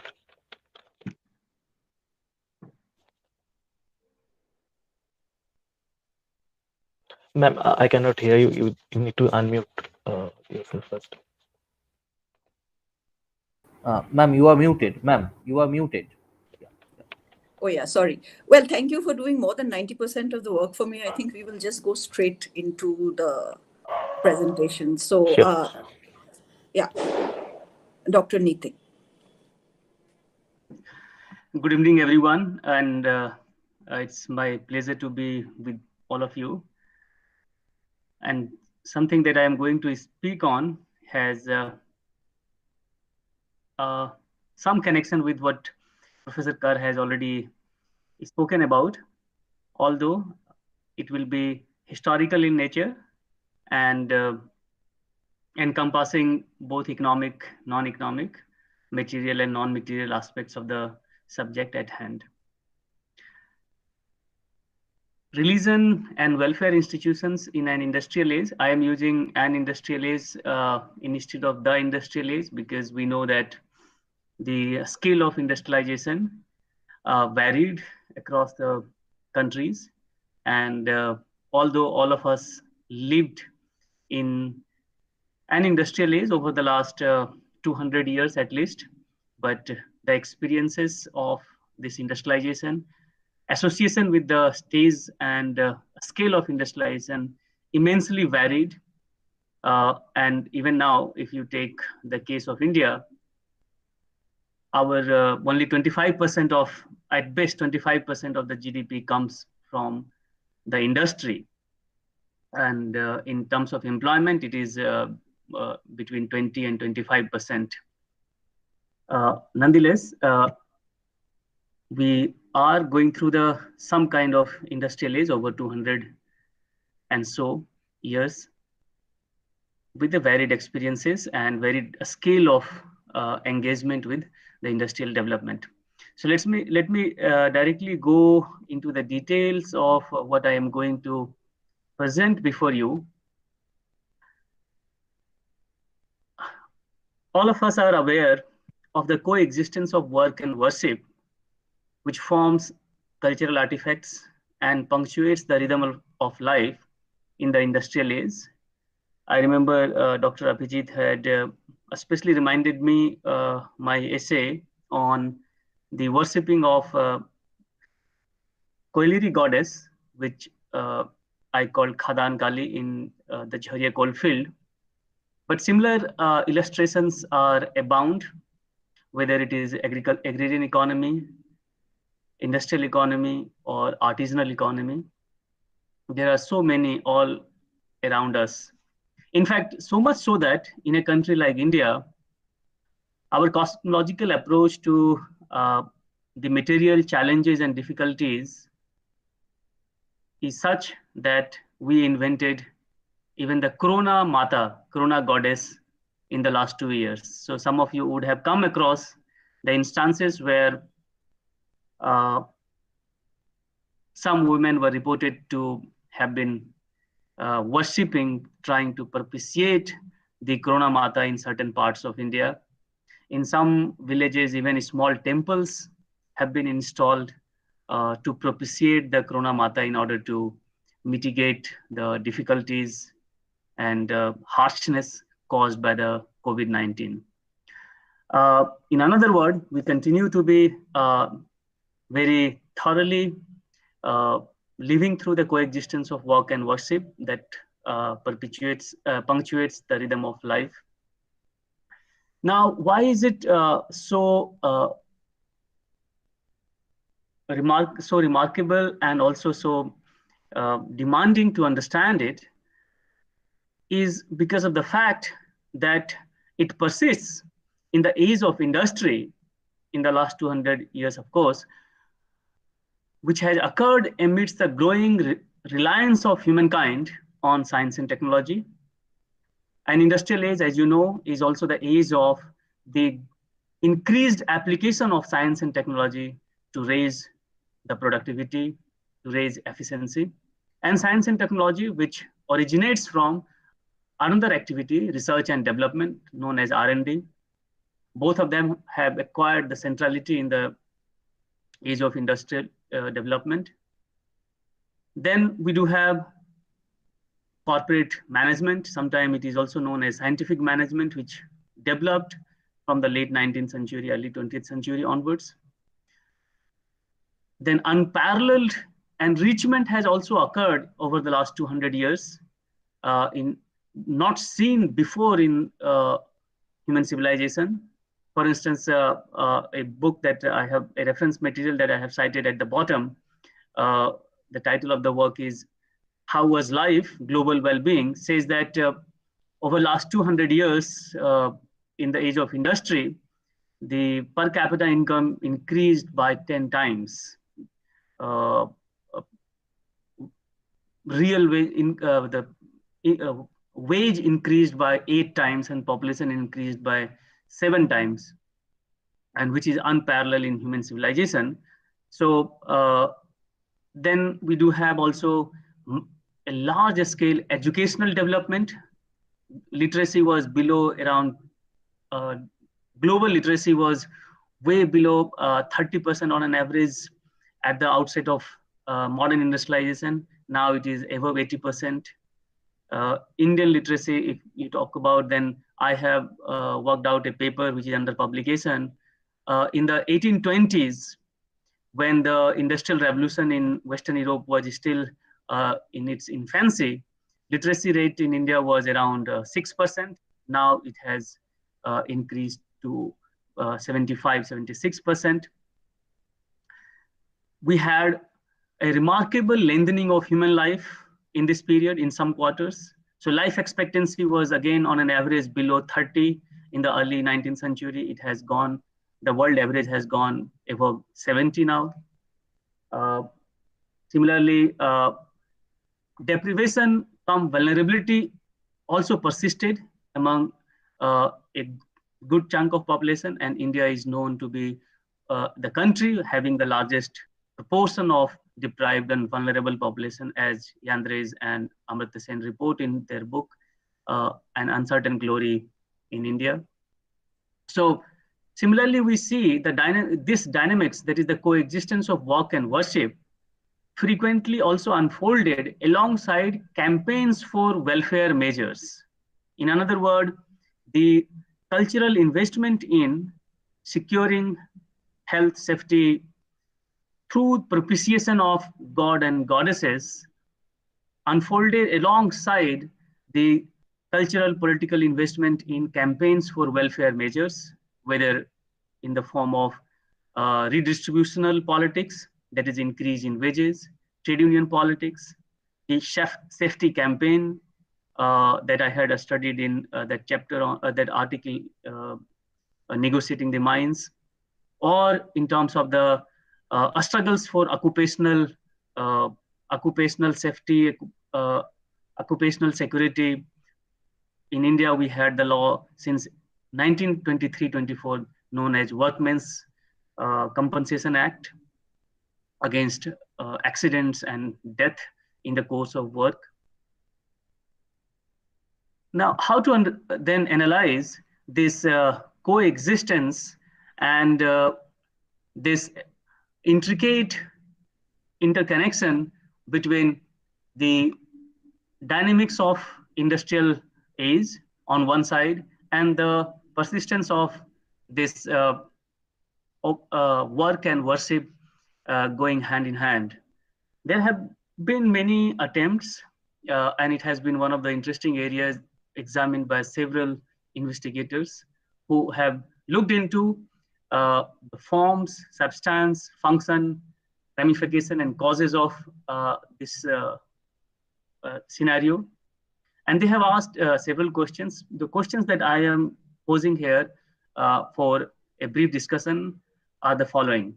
How do religious beliefs and rituals relate to welfare institutions?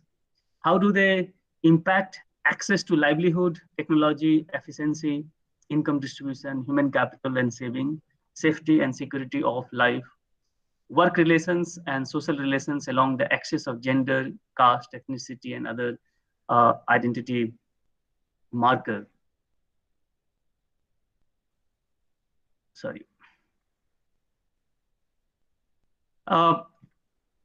In order to answer and reflect on those questions, we do have a few extant approaches in existence, and I will briefly comment on that and also lay out my departure point in order to propose some new line of observation and synthesis. So one of the classical and conventional approaches tells us that in the West, there was a partnership between science, reason, rationality, tolerance for identities, and government in the modern time. And this partnership consolidated itself, especially in the late 18th century, 19th century, and onwards. As a result, they were able to harness the advantages of science and technology for successful industrial progress. By contrast, the rest of the world, including the Orient, Africa, etc., they had witnessed unlimited sovereignty of religion or religiosity. And the author that who makes this argument in this case is Niall Ferguson, Civilization, the West and the East, published in 2011.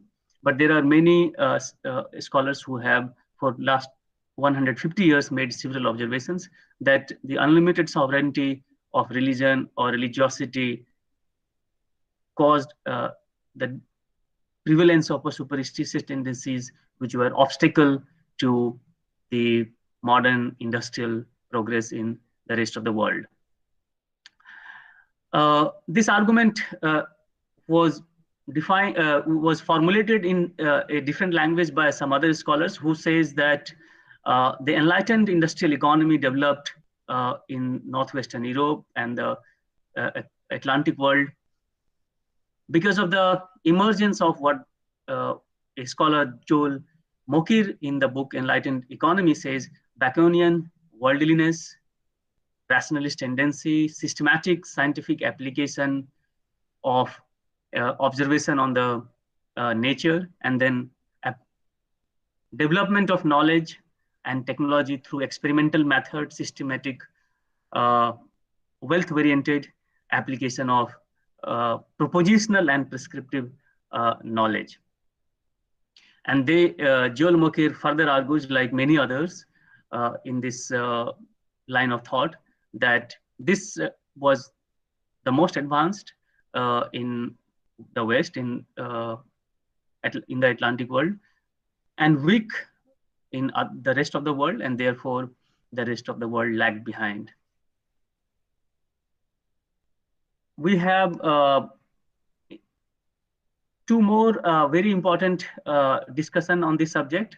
One says that this will be third in this link, says that the West did not have the absence of religion as such. Rather, what the Atlantic world had witnessed was the reform in religion, Christianity itself, and the Protestant religion came into existence and became the ideological underpinning for the industrial modern development. And what are the features of the Protestant religions that were conducive to this modern industrial transformation?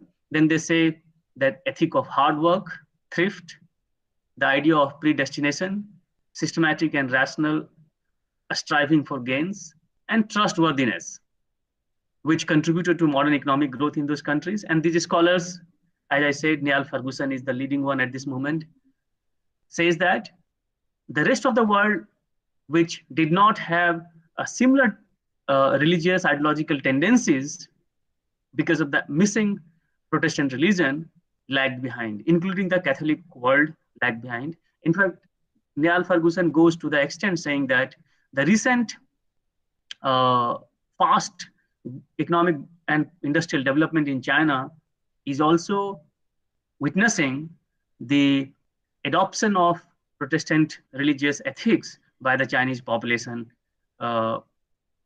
which is conducive to and helps explain the fast rate of industrial progress in contemporary China. This discussion further is taken up by some other scholars to explain even the divergent experiences of the emergence and development of welfare state. So some of the scholars argue that the welfare state, for instance, in the area of education,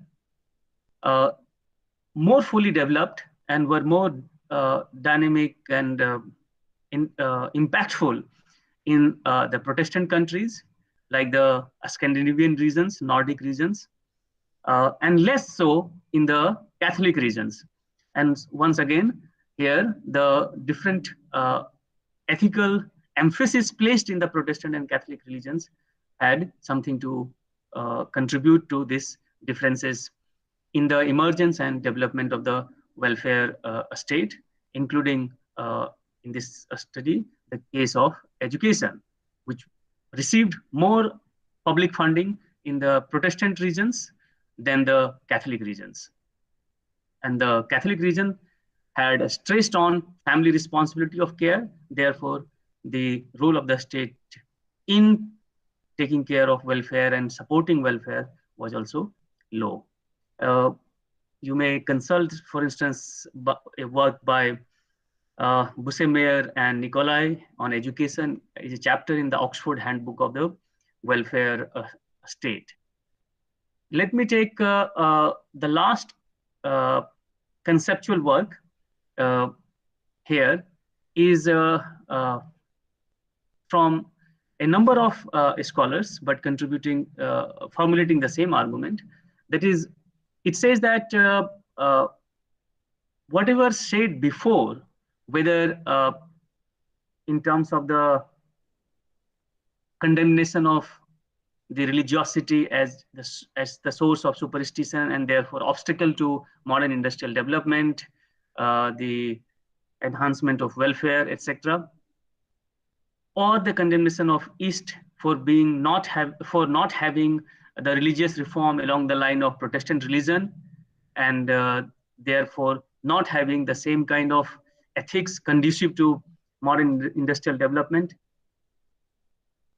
is actually a colonial discourse, is a discourse of enlightenment, which casts negative aspersion on the rest of the world. It is a discourse which valorizes reason of the West and discards the differences, the scope of differences. By following this kind of argumentation, this proposition says that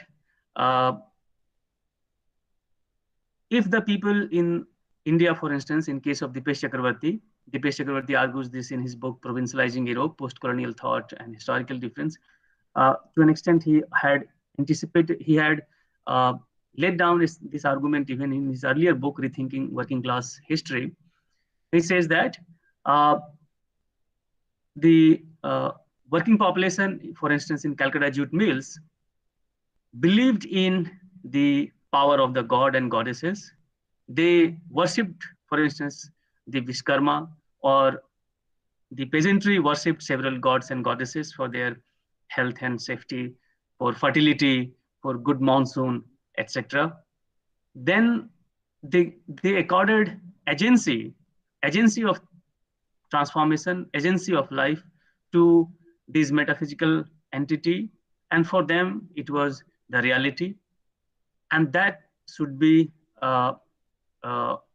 respected. That agency, that choice made by the people should be respected, and it should be respected on the ground that people do have what human, and instead of homogenization of human being, we should respect the varied ways of being human, or the diverse ways of belongingness. Based on this argument, Dipesh Chakravarti, in fact, goes on to say that the secular historians finds this scenario observed in, let's say, observed among the Calcutta jute mill workers in the early 20th century as the source of discomfort, because it is antithetical to the history of social justice and equity. And Dipesh Chakravarti suggests that we should not be obsessed with the history of social justice and equity at the cost of what choices and agency were made by the people or the working population in the Orient. In another word, he posits, and more strongly so in his Provincializing Europe, the conflict between the history of social justice and equity on one side and the actual history of belief practices, the coexistence of work and worship observed between the working population in the Orient. I'm not going to the next proposition, which is well known. That's egalitarian modernist approach, and I find the most refined one presented by Sabyasachi Bhattacharya in book The Defining Movements in Bengal History. I'm sure many of you would be aware of that. And The Colonial State. These two last books, or some of the last books that Sabyasachi Bhattacharya published before his death in the recent time, I think 2017 or 18. Anyway, now how we proceed from here to arrive at some of the propositions in light of the case studies covered in this presentation.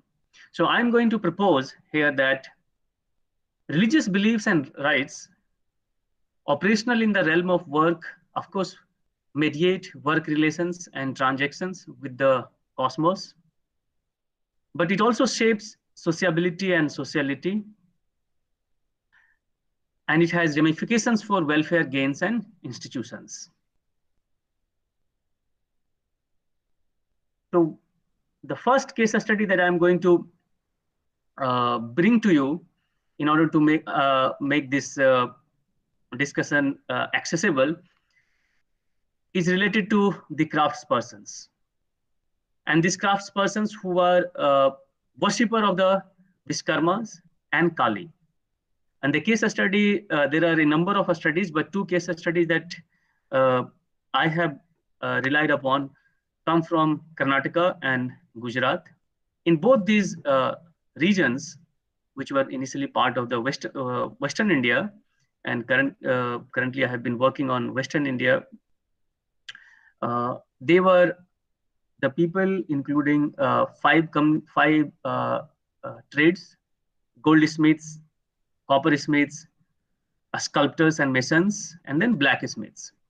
These five artisanal communities declared themselves at the turn of the 20th century, that is in the late 19th, early 20th century, as the Vishkarma community. Notably, they used to worship Kali.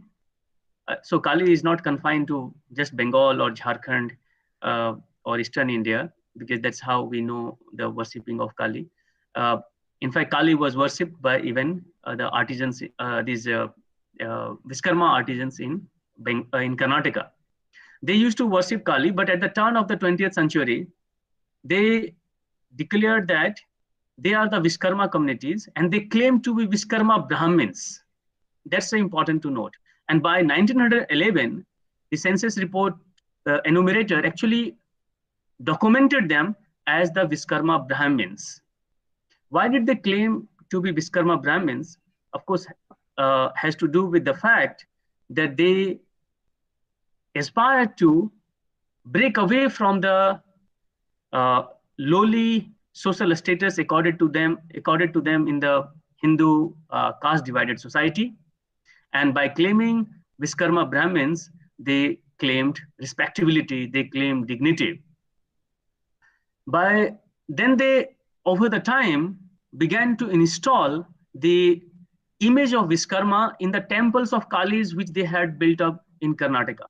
So there are several mathas built up by them over the century, in which now Kali and Vishkarma are worshipped together. This was an attempt to combine the search of power and authority together. Then they claimed that Vishkarma bestows them wealth. They bring, they enable them to secure happiness, prestige. Then tools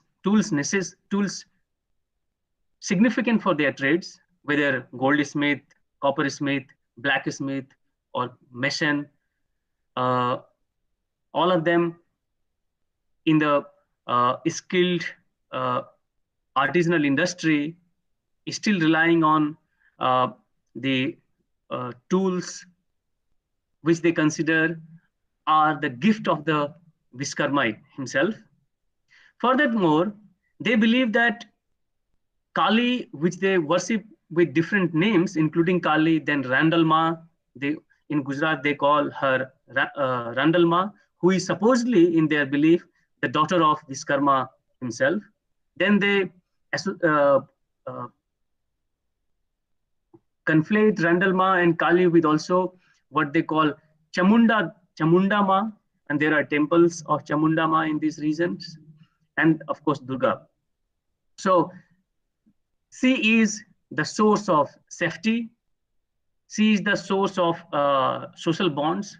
Why is it so? They share this belief that Randalma or Kali promised them not to have tetanus from injury received in course of the artisanal work, in course of the material work done with the tools received from Vishkarma himself. So in a way, sea provides them protection from occupational hazards and ensures their safety and security from occupational risk. Now, by claiming to be Vishkarma Brahmins from the turn of the 20th century, they also formed, they moved beyond the separate individual identities of each of these 5 artisanal communities to a larger Vishwakarma communities, and undergirded by a new social bonds built as the Vishwakarma Brahmins. This is a significant development that we see as the dynamics between the dynamics of interface between ritual practice, religious practice around Vishwakarma and Kali on one side, and the formation of new identity and new aspiration, and its alignment with the cosmological belief on the other. A similar case, although separate, has been noticeable with regard to the Muslim weavers in the United Province, who campaigned for the identity of Mumin Ansar from, once again, the turn of the 19th century, 20th century, that is the late 19th and early 20th century. And by 1921 census, they succeeded in getting recognition as Mumin Ansar. They defined Mumin as the pure disciple of Islam, and Ansar as the helper of the Prophet. So that means they claim that they are the descendant of the helper of Prophet in establishing Islam itself. That means they are the closest to the Prophet, and they are the purest Muslim. By making this claim of being Mumin Ansar, these Muslim weavers, who were traditionally denigrated as the Julahas, they claimed to be respectable. They claimed the status, the prestigious status. They claimed they rejected the inequality within this Muslim society between the Ashrafs on one side and the rest, especially the Julaha on the other, who were considered lowly community within the Muslim at that point of time. They also aimed at forging a community economy among the Mumin Ansar, who would be now a unified social group of the weavers and spinners in United Province. Of course, this the work done by Santosh Rai, for instance, published in 2018, Social Histories of Exclusion and Movements of Resistance, tells us that it had a very interesting context. One was common with the Vishwakarma community, Vishwakarma craftspersons in Karnataka and Gujarat. That's marketization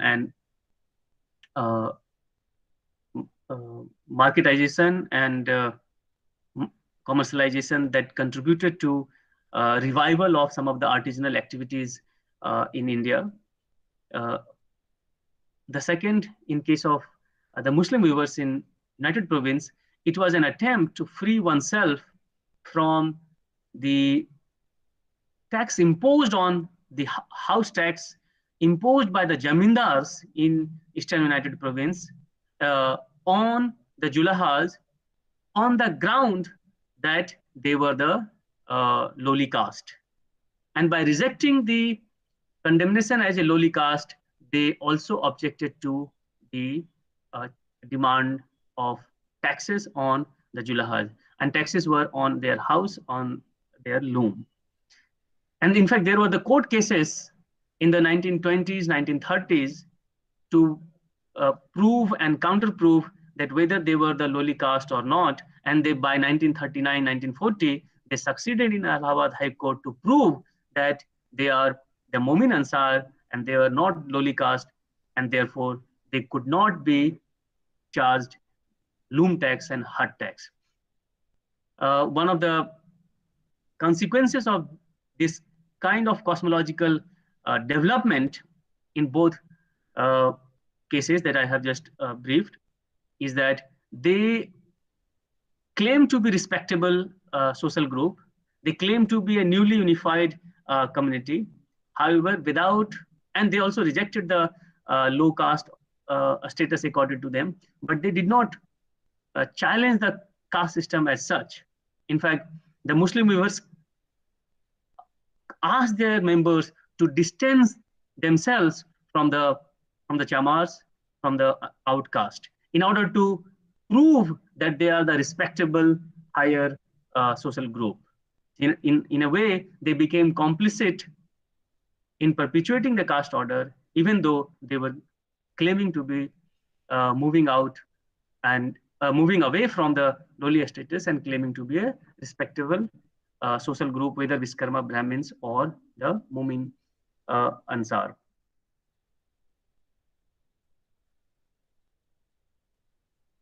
Next case that we see briefly is, I'm not going to detail of this because I have already published this case study, is on the worshipping of Kali in the minefields, in the coal fields. Many of you who are from the Jharia coalfield, Asansol coalfield must be aware of this, that mine workers began to share this belief in the early 20th century that the colliery is the mouth of Kali or the womb of Kali. There are two varied interpretations. Sometimes they will say that it is the womb of the Kali or the mouth of the Kali, and they worship her, propitiate her in aftermath of accident also, in order to secure her blessing to be safe in the course of doing mining work. In fact, I observed that the enthusiasm for worshipping Kali in the collieries intensified in the 1940s, 50s onwards, and this enthusiasm and this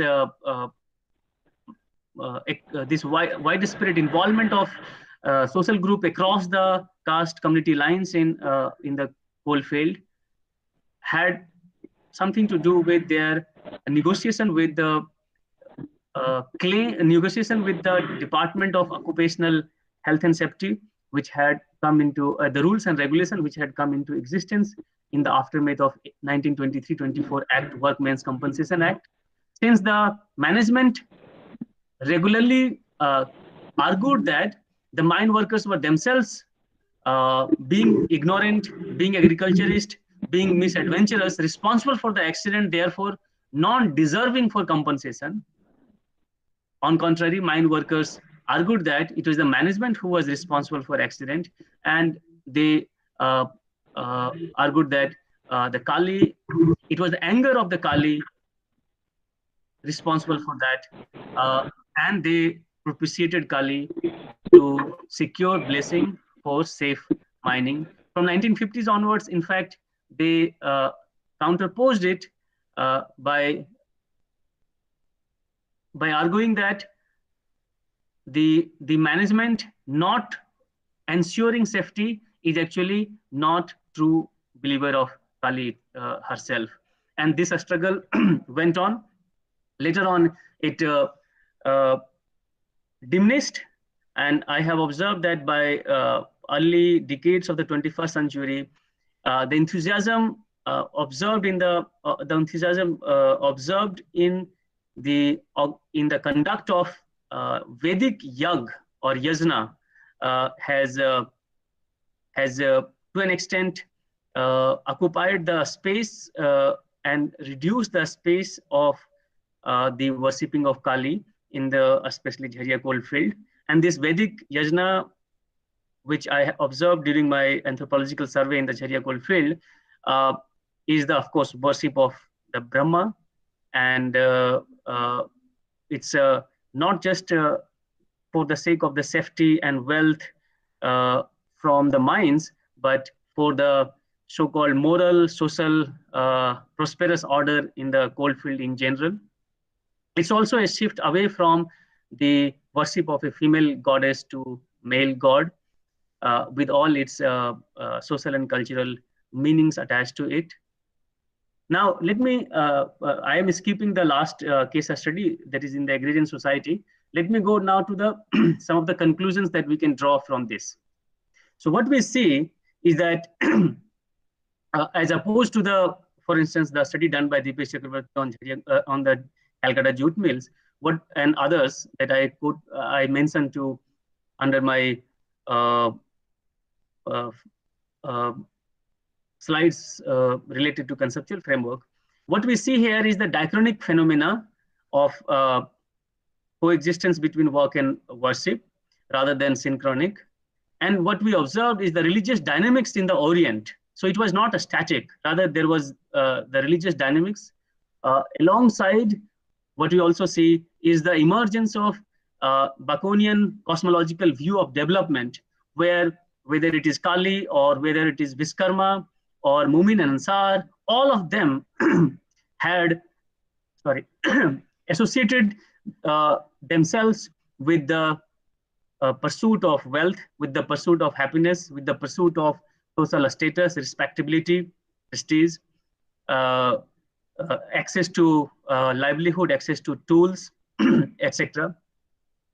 So second, what we see is that this cultural economy of diverse sociability and sociality, that is the social relationship, was enmeshed in this dynamic, in this religious dynamics.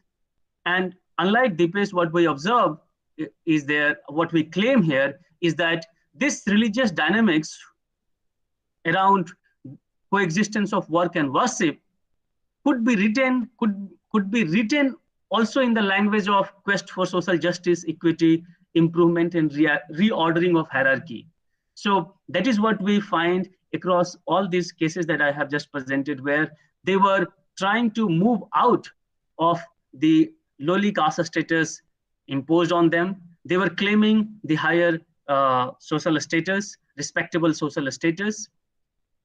Additionally, we should not forget that there was also antinomies of this consciousness, inconsistency in this consciousness, where, as I said, they were not rejecting the caste order while claiming a respectable status. They were also perpetuating or adjusting with the caste order by claiming to maintain or by arguing for maintaining a distance from the outcast in particular, and thereby perpetuating the hierarchical order. And the last point, through this religious dynamics, through this adjustment between their varied religious belief and practices with Baconian cosmological view of development that unfolded from the turn of the 20th century and all through the 20th century, what we see is that an attitude of risk-taking, an attempt at building trust and community economy, adjustment with modern technological and managerial resolutions, as very evident was among mine workers, where they held responsible the management for safety, and the management failing to maintain that were declared as not meeting the wishes of Kali herself. Then resistance to scientific management. The scientific management which declared the mine workers or the working population as irrational, as superstitious, ignorant, etc., and imposed the despotic managerial authority on them. They also resisted that through their twin pursuit of the worshipping of Kali in the mines, and also the participation in the struggle for scientific safety on the other hand. At the same time, what we see is the non-passionate involvement in the systematic, measured, and experimental innovation for welfare maximization. And this is the last topic that I leave open for discussion, and I think more research is to be done that my project is currently working on. So let me stop here. Thank you, and I welcome your questions, comments, and suggestions. Thank you, Dr. Nite, but we will wait for the questions after Mukherjee is done. Sure, So, no problem. May I request the audience to keep their questions in mind, and I now request Dr. Mukherjee to present. Dr. Kakuli Mukherjee. Thank you. respected Professor Ipshita Chandra and Professor Dr. Dhiraj Kumar Nite and Avijit Shadukha and my colleagues and beloved students. Today, the title of my paper is Struggle of the Colliery Miners in Burdwan, from Trade Union Movement to Potential Force of Class Politics during 1936 to 1947. With the discovery of coal in India, coal mines were incepted in Raniganj field of Asansol in the district of Burdwan of Bengal during 1774 under the initiative of East India Coal Company. Commercial developments were initiated during 1815 to 16. And it was only after 1865, with the extension of East India railways to the Barakar areas, the growth of coal mines were accelerated in these areas. And today, my focus will be on the miners.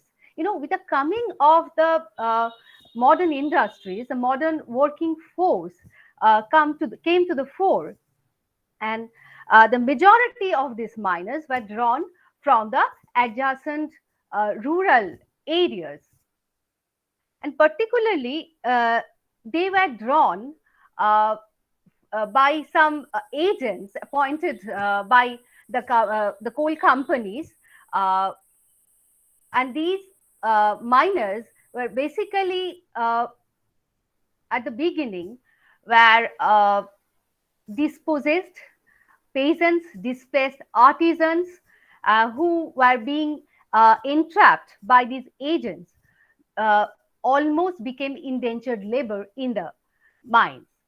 And you know, they were denied from a minimum wage, housing facility, and medical aid and proper working atmosphere. And being exploited and extorted by the mining authorities, gradually they became agitated with the with the owners of these mines. And today I will try to analyze that how these actually naive and semi-proletariat labor force became a potential force of class politics through trade union movement in during the time of Second World War, just before the eve of our independence. Following the East India Coal Company, other companies like Jessop and Company, Gilmore, Humphrey and Company, Doba Coal Company, Erskine and Company, and many others, they invested their capital in this area. And as I mentioned, initially the miners were basically drawn from the adjacent villages, and they were composed mostly with the tribal people and the low caste people from the Hindu hierarchy. And it was the Bauris, they were the actually oldest miners in this region during 19th century. And tribal people like Santals, Kol, Lara, Orao, and these Bauris, they composed the main working force during this time. And the rest of the miners were drawn from the other places of Bengal and also from the adjacent provinces like Bihar and UP. The people like Bhuyas, Dosads, Bagdi, Telis, Rajwars, including the Muslims. Actually,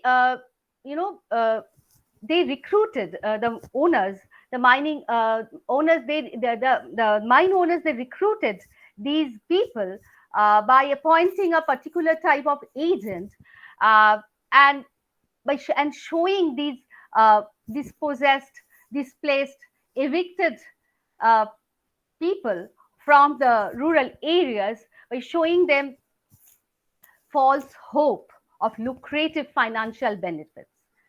And later, comparatively a minor group of people joined these mines from distant areas of UP, central provinces, Punjab, and even from South India.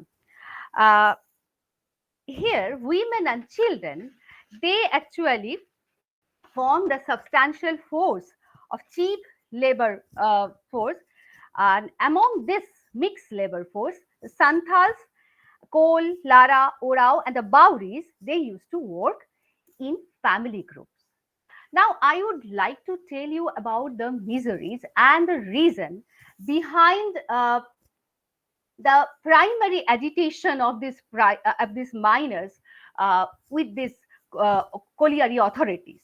You know, despite of their despite of being the industrial entity, they had a close contact with the rural economy and society, as Dr. Nite has just informed us.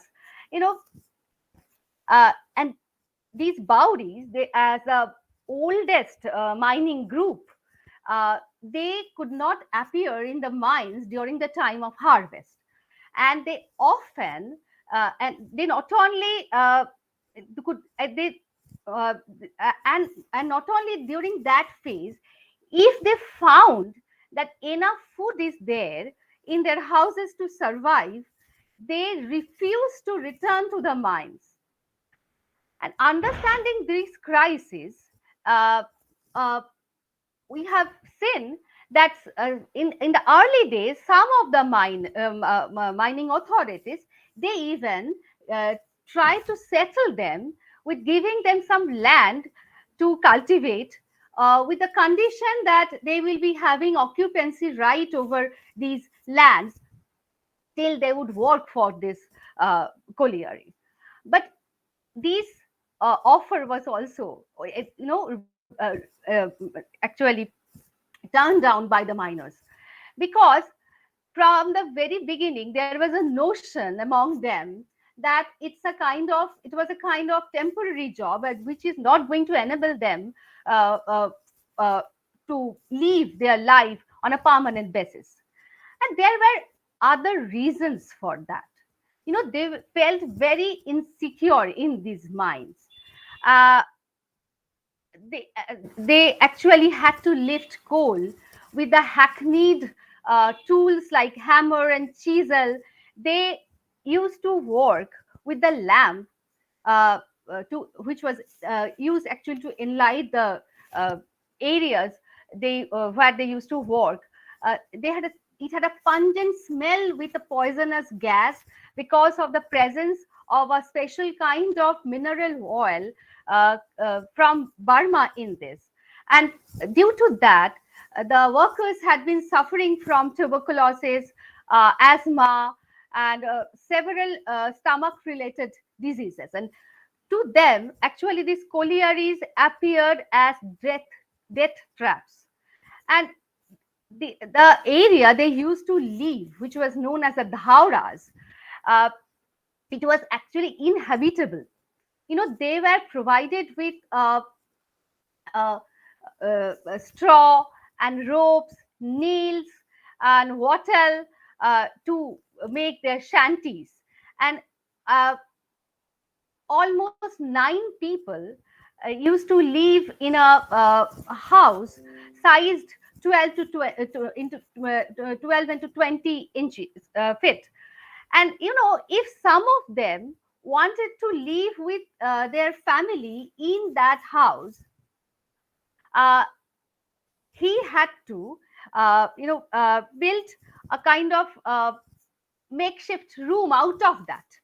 So it could be argued, following Hobsbawm from his Age of Capital, that this sudden tearing up from their roots actually created extraordinary psychological pressure on them, and which actually was the primary reason to be agitated with this minds. And not only that, when they try to get away from these mines, and they often made that kind of effort, and they try to find escape route, they actually were caught by the authorities, and they had to face harsh punishment and physical torture. So, as I told you, this is the initial phase, initial reason why they felt alienated in these mines. And with the beginning of the mines in the Jharia region of Bihar, these mining authorities faced a crisis of miners, because all these people, particularly the tribal people, they then went to those areas. So facing this crisis, the mining authorities, they took illegal ways to recruit the workers. And actually, from this phase to 20th century, actually, we can see that the mining authority, they accomplished their recruitments illegally and forcefully. And most the recruitments were mostly the recruitments composed with the relatives, neighbors, and acquaintances of the jamadars or the sardars appointed by the mining authorities to recruit these people from the distant areas. But once they joined mines and understood their mistake, they were prevented from moving, and they are prevented from joining any other colliery. You know, with their naivety, their unconscious stage, they could not actually understand that why they were prevented from joining other mines. The way the capitalist class, they behave as a class for itself, it was not clear to them. And due to this, often following Dipesh Chakraborty, I would like to say, they linked themselves with the primordial loyalties. And they started living in the dhauras according to their sect, creed, language. And you know, this discrimination, this divergence was actually encouraged by the authorities. And it reminds us the passages from Antiquity to Feudalism by Perry Anderson, how in ancient Roman Empire, the slaves were prevented from mixing with each other in an apprehension of revolt from the side of the slaves. And not only that, you know, they used to get a very meager salary.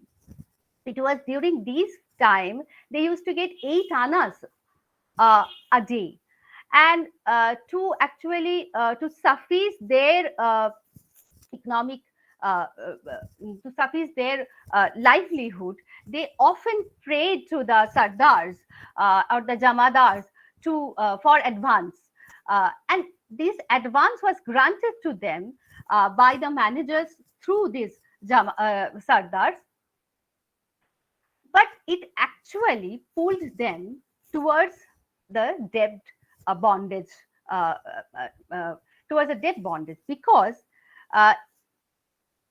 with their meager salary, first they had to give a part of their salary as a commission to these sardars to retain their job on a permanent basis in these mines.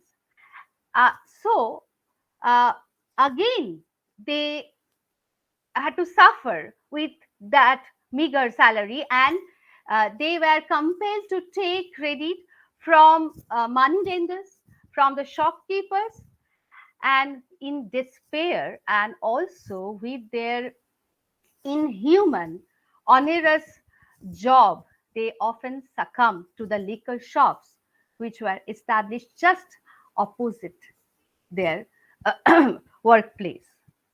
So it was a kind of vicious cycle of debt bondage.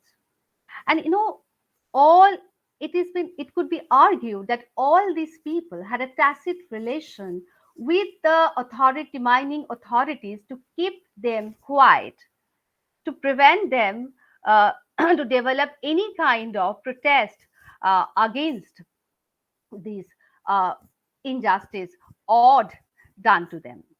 But despite of that, we have seen that working class people, they actually join the trade union movement. Now I will try to analyze how trade union movement began in this area. Actually, trade union movement could be dated back from non-cooperation movement in this area. And if you remember, this is the period just 1 year before this, All India Trade Union Congress was established. And these two had impacted over the workers. And with the demand of increase in salary, they observed strike. And not only that, this time they were victorious. But this tempo was gradually, reduced because of the lack of energy of the local volunteers of the provincial Congress committee, because these middle class, educated Bhadralok, intelligentsia, they found no attraction to the cause of the miners from the tribal and low caste origin. Actually, some serious attempts were done to actually mobilize these workers after the emergence of left politics and dissemination of left politics in this district during 1935. And with the victory of a communist leader, Bankim Mukherjee, during the election of 1937, trade union movement penetrated in this region. And with this, actually, the local communist leaders like like Nityananda Chaudhuri, Binoy Chaudhuri, Hare Krishna Kongar, they came to the forefront. And not only the communists, during this phase, the Royist Party, the communist, and also All India Trade Union Congress, they tried hard to establish trade unions throughout this area. And it was the Communist Party who actually became successful. And during 1938, under the aegis of Communist Party, Bengal Coal Workers Union was established with Bankim Mukherjee as its president and Nityananda Chaudhuri as its secretary. There is no reason to think that the colliery authorities were watching to this silently. Whenever this Bengal Coal Workers Union, they try to organize any meeting or rally or street corners to capsize that, low penchant populist songs like Kheur and Khamtag were organized by them. And in counter, the trade unionists also, they evolved a separate kind of culture, and they tried to attract the workers towards a progressive culture by singing folk songs, by writing new kind of mass songs. And particularly Nityananda Chaudhuri, he went to the dhauras, he went for door-to-door campaign, and with and wearing ghungru while singing. And it had an immense effect over the workers. And it could be argued, following Rudev from his crowd in French Revolution, that how this kind of oral campaign impacted a lot over the illiterate people during the French Revolution. Not only that, these trade unionists, they they went to the dhauras. They tried to mobilize these miners by distributing pamphlets and by raising slogans. And not only that, they tried to tie up a relation with these workers by following their lifestyle. They started living in the adjacent slum areas of the Dhaura, because they were not permitted to live in the Dhauras. They started, they used to collect water by digging the sand of the Baraka region, just like the workers, and they shared their food with them. So in this way, they actually were successful in forming an organic link with the workers. And gradually, they became successful in gaining the support and earning the support of these workers, because this is the first time the workers realized that they are having they must have some rights. They must have some rights in the coal mines, which they are not providing. And this very question of getting the right was raised by this trade unionists, and followed by this period, we see that after 1942, in between, I think we all know that the Communist Party was banned during 1939. When the ban was lifted, they started organizational work in these colliery areas like Chach Colliery of Sitarampur, Jamuria of West Victoria, Mithani of West Bengal, and other areas. They actually helped on the down-level organizational work and the strategy. And following this, they were successful in establishing trade unions in Bakshimulia, Puriharpur, Charanpur, Mendhemo, Mithani, Paiti. All are situated in Asansol district now. And the workers of Bakshi, and they actually, what is very important, that is the blue collar menials, the trade union workers, along with the trade union leaders from the adjacent areas, from Birbhum, from Bankura, they contributed a lot. And here, I'm going to mention about a particular person, a supervisor of Bakshimulia, Mugdhakar Mondol. He organized the workers of these mine in this way: Suresh Pal of Birbhum, Shamapada Chaudhuri of Bakura, Dr. Amereshwar Sarkar of Barmondia, they contributed a lot.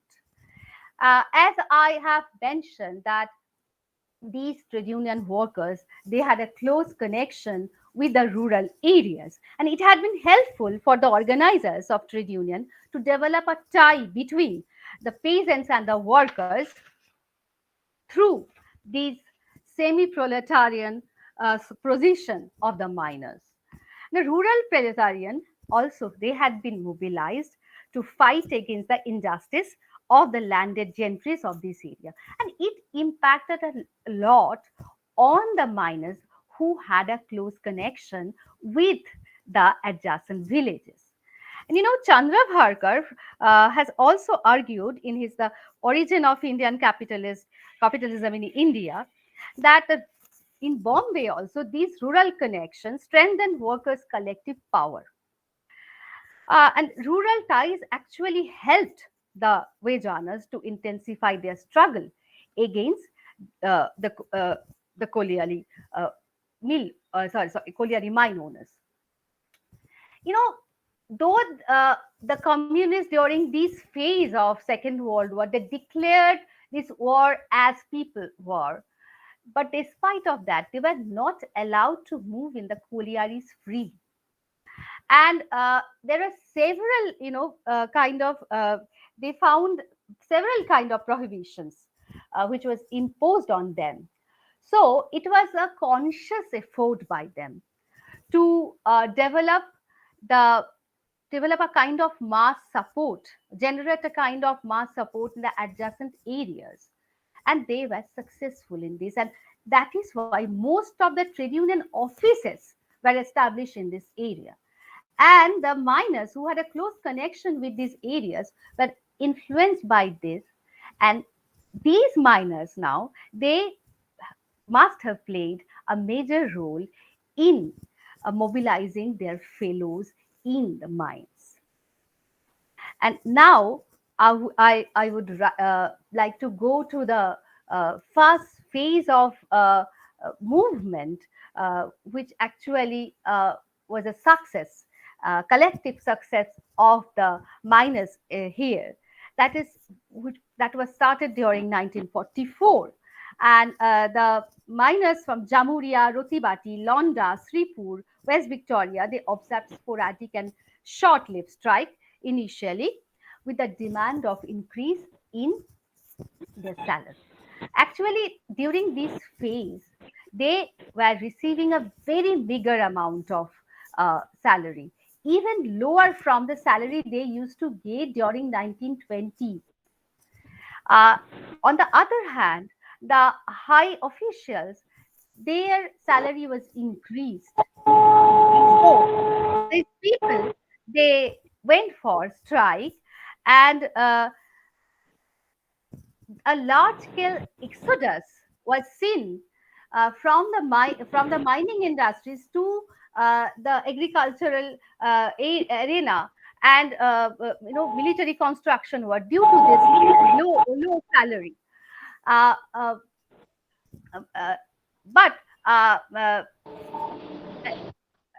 If study, are you telling something? Okay.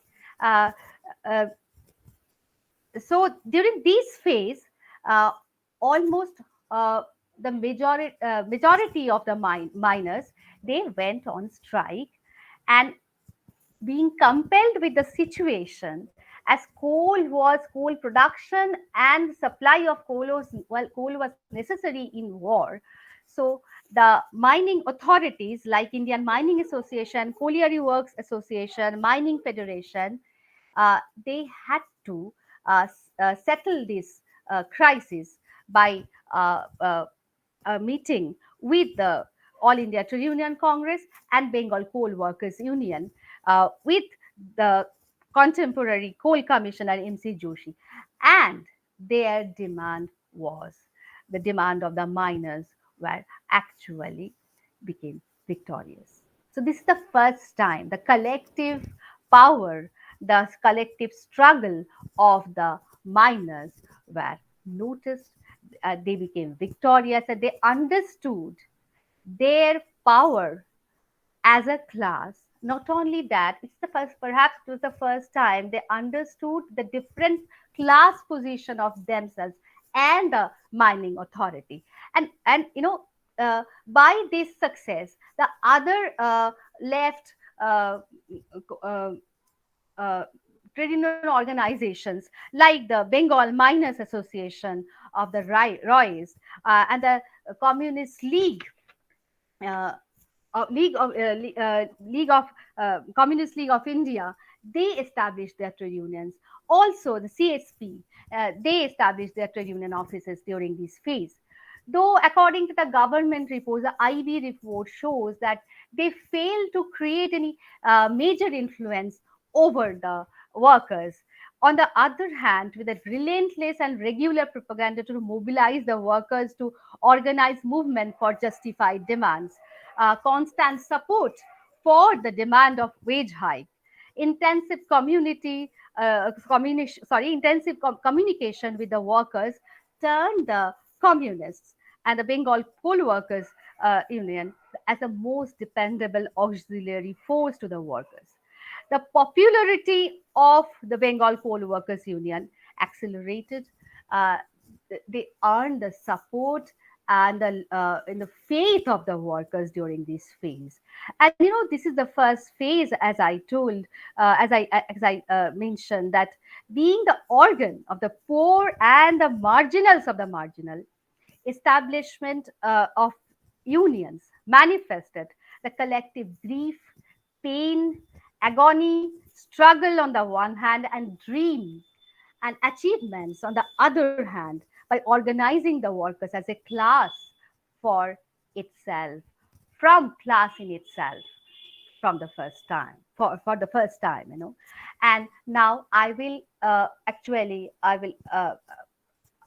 am going to the last segment, that the militant movement which was developed during the eve of our independence during 1946.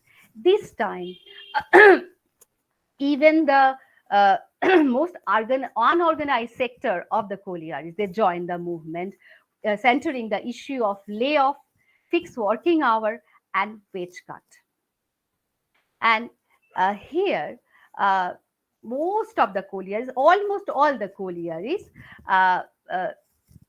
they joined hands under the leadership of Bengal Colliery Union and other left unions. And this is the first time that the miners, they protested, and particularly the miners of the Balatoria pit, they protested against the age-old Arali system. Arali is something to hide. From the very beginning, the miners, they had to carry, actually, according to the rule, they had to carry 1 ton coal in one tub. But actually, in practice, they had to carry half a ton more. And from the doorkeepers, the gomustas, to the sardars and the high officials, all had a share in this illegal trade at the cost of the labor of these miners. And this is the first time they protested against this. Not only that, this is the period when in 1946, government announced that women won't be allowed to work under the surface from 1st February. It was a long-standing demand from the labor organizations and the other social organizations. It was justified demand, but it had an adverse effect over the miners as they used to get a very meager salary. So in compensation, immediately CPI demanded, a minimum wage of ₹1 daily, and re-employment of these women in other kind of work, particularly overhead work, and distribution of 1 seer of rice per head per day, and compensation of 4 annas till the women would be reinstated. And other demands, long-standing demands like 5 days of work, 7 hours of work, and leave rule, proper leave rule, and security of job, all was placed under a memorandum and placed before the government, and they imparted 2 months for consideration. Just look at their confidence, how they actually organized as a class this time. And the most striking thing, which I think the most striking even during this period, was the strike in several mines with the demand of re-employment of the women. This is the first time, in the history of coal mines, the labor and the dignity of women were recognized. The right to gender question in the battle of class identity was recognized by the move, though the economic factor behind this cannot be ignored. Alexander Kollontai identified the position of women who had been tied up with their male counterparts by an invisible cord as their comrade in communist trade union movement. So during this movement in collieries, female workers got familiar with this angle of class question, and gradually wage earners broke in strike for various long-standing demands in collieries of Charanpur, Baksuli, Simulia, Disergar, Mendhemo, Methani, and so on. I would like to conclude by saying that it was never been an easy job to unite the working class force of various differences, including caste, religion, gender, language, provinces, and it was never been a linear process also. And in this divergence actually were encouraged, as I mentioned, by the colliery authorities, by caste-based housing, different type of salary, gender discrimination, and women, Dalits, and Aboriginals, they were slaughtered into the low-paid salaries. But despite of their differences, these discriminations, through movements, they became mobile, they became politicized, and it was a beginning, from their struggle from class in itself to class for itself. It was not the end. It was not the time when they achieved everything, but it was the beginning of their battle, when they realized their class position for the first time. Thank you.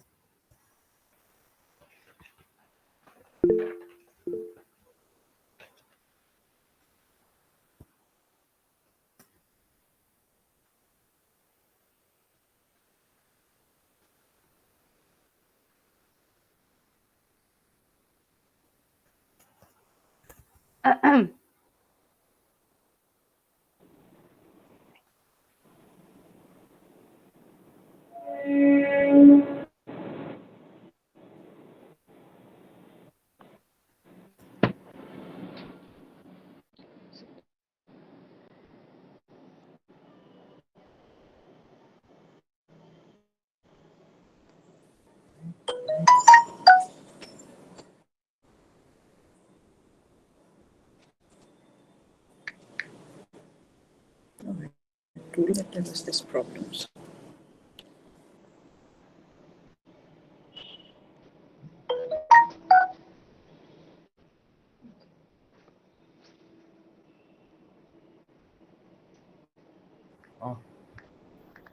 Okay, probably there are some network issues in Professor Chanda's end. So we already have some questions, I think. Yeah, Professor Chanda is here. Yeah, please. Yeah, no, okay. I think we will sit with the question. One question which Riya asked, which Kaki has replied already in the chat box regarding the participation of women, and the question from Shrina. You can unmute yourself, I think, and ask the question.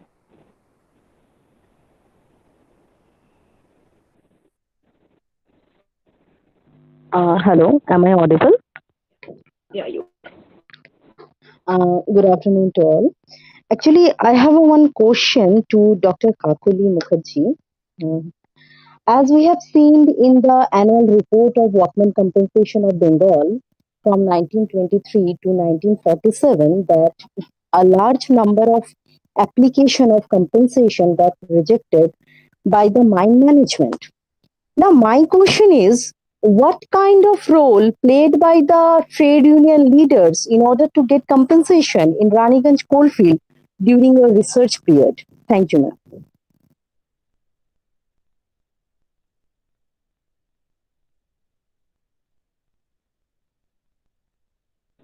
Ma'am, you are muted. Kindly unmute yourself, ma'am.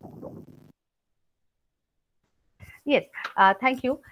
If you ask me to answer this question, it's very difficult for me. If it is the period of 20s, if you are asking for, uh, as I told, as I have mentioned, not before mid 30s, the union movement began in this area. And particularly the question of compensation, I have not come across yet. Perhaps also, actually, my working area is all over Burdwan during 1920s to 1967. So it was not only the colliery field, but as I have come across the government reports, and on the secondary sources, I have not seen such things actually. Unfortunately, still I have not seen this kind of any demand, or the only period I have just mentioned, that when the dignity and the labor of the women in the collieries were recognized during this phase, when they broke in strike. Some Santals in Sitalpur and Paidi, they broke in strike with the demand of re-employment of the women. And as I also told, that economic factor behind this could not be ignored. So I am afraid I don't think I will be satisfied. I can satisfy you with my answer. Okay. Thank you, ma'am. Thank you. Do we have any other questions? No. I think Riya Mukherjee has asked a question in the chat box. She did ask a question, and it was about the participation of women, whether there were any prominent figures, but he has answered that question. Unless Kakuli, you want to say anything more? No, actually, there is no mention of these women. That is very unfortunate. In everywhere during these days, this is a a subject of pain for me too.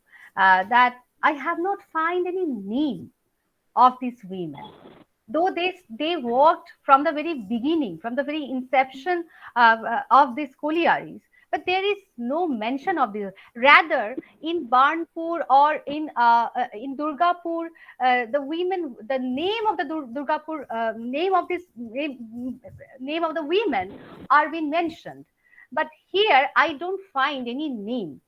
Perhaps if somebody would work by going to these offices, if they can find. And another problem is there also, I was telling repeatedly that they fought for their permanency in the collieries. Actually, what happened often, the exercise book, they used to sign their names, or a kind of they were not that educated. That was actually torn to to prove that they are actually not working here for long. So it is very difficult to get those names, even the names of the men worker from the very beginning. Yeah, thank you. Are you here? Yes, you are. तुम्ही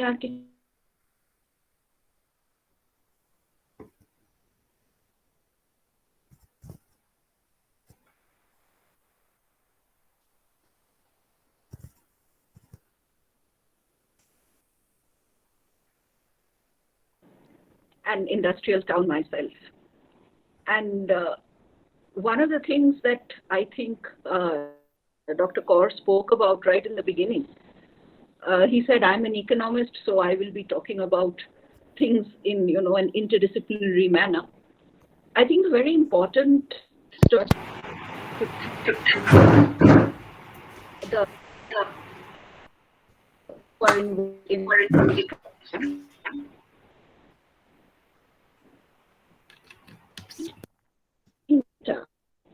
is on the concept. So, or framework, human beings don't show up in AI. And that was things with his conceptual framework.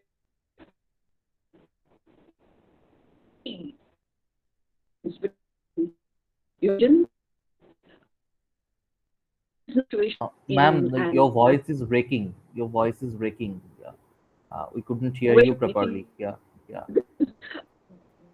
A difficulty with the internet view. I think that framework which data in data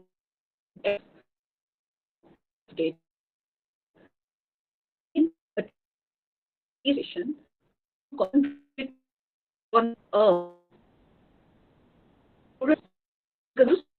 firstly about who have in or religion and not in from the West. And so perhaps Dr. Nite throws on that. Is there that is being done around this?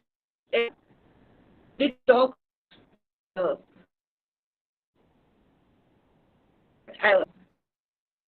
framework which came best, and it was by people like Acharya. Where some women, which this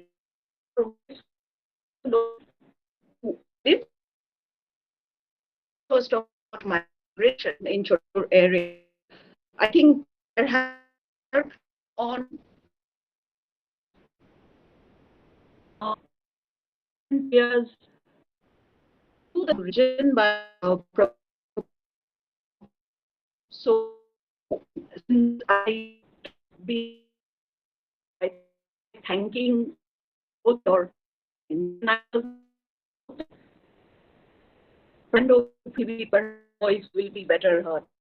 So thank you for allowing me to do this presentation. Ma'am, actually, I think if you just switch off your video and carry on speaking, you will be audible much better. That can be one option, yeah, that you can try. Yeah. Better.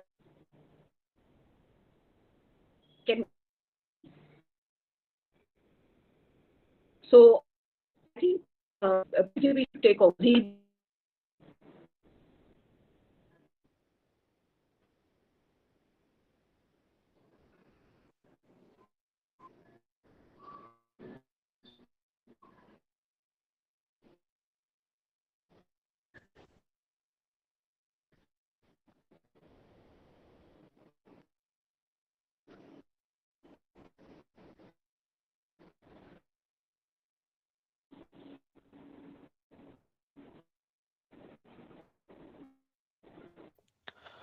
I think Yeah.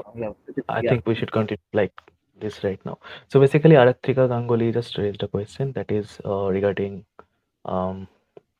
Professor Nite, can you suggest some literary text that deals in Colliery goddess cult of Hadan Kali? That's a question. Thanks, Aratrika. Of course, you may of course consult my article published in 2016. There are some references to that, including two novels written in context of the Jharia Coalfield, one by Ilyas Ahmad Gaddi. The title is Fire Area. It's both translated, it's available in English and Hindi both, published by National Book Trust, NBT. There is another novel written by Sanjeev, and it's available in Hindi. Its title is Savdhan Niche Aag Hai. So I have come across these two literary works.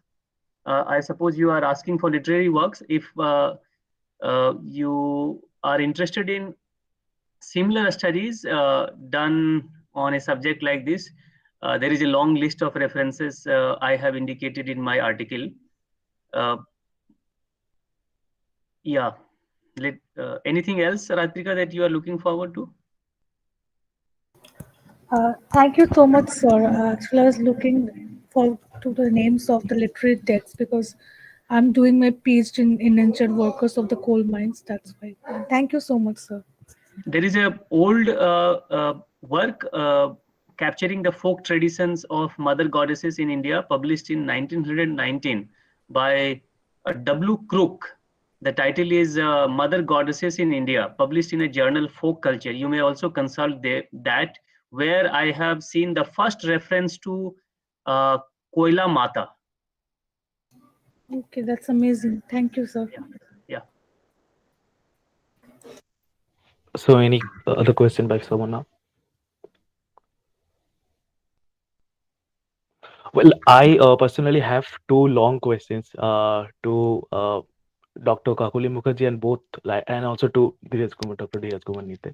So I'll start with Dr. Mukherjee's the question I'm going to raise. So so both the Gorakhpuri workers and the Santals, yes, so they were engaged in the mines, and the Santals also faced the same kind of problems, right? But they somehow could fly away. So do you think does this have any connection with indigenous consciousness and resistance because of their socio-cultural rituals and influences? That is one question. It's very very tricky question. But what I find, yes, one was that they the Gorakhpuris particularly, there is you can also go for a book. It's কয়লা শিল্পের কথা রানীগঞ্জ খনি অঞ্চলের ইতিবৃত্ত. Somnath, it's edited by Somnath Das Chandollo. Chandollo, yes, I've heard of it. Yes. This book is very effective. Gorakhpuris, at the they actually came to the mines a bit latter period. As I mentioned, the Santals and the Bauris, they were actually started working in the mines from the very beginning. And definitely, the Santals, they had option. Not in the beginning, they were prevented from moving. As I mentioned, it was very difficult for them to find an escape route. But despite of that, as they were connected to the Jharia region too, they had some option. But if you think of the Gorakhpuris who were coming from UP, particularly their position was very bad in this phase. But when they came, actually, already these kind of trade union activities started,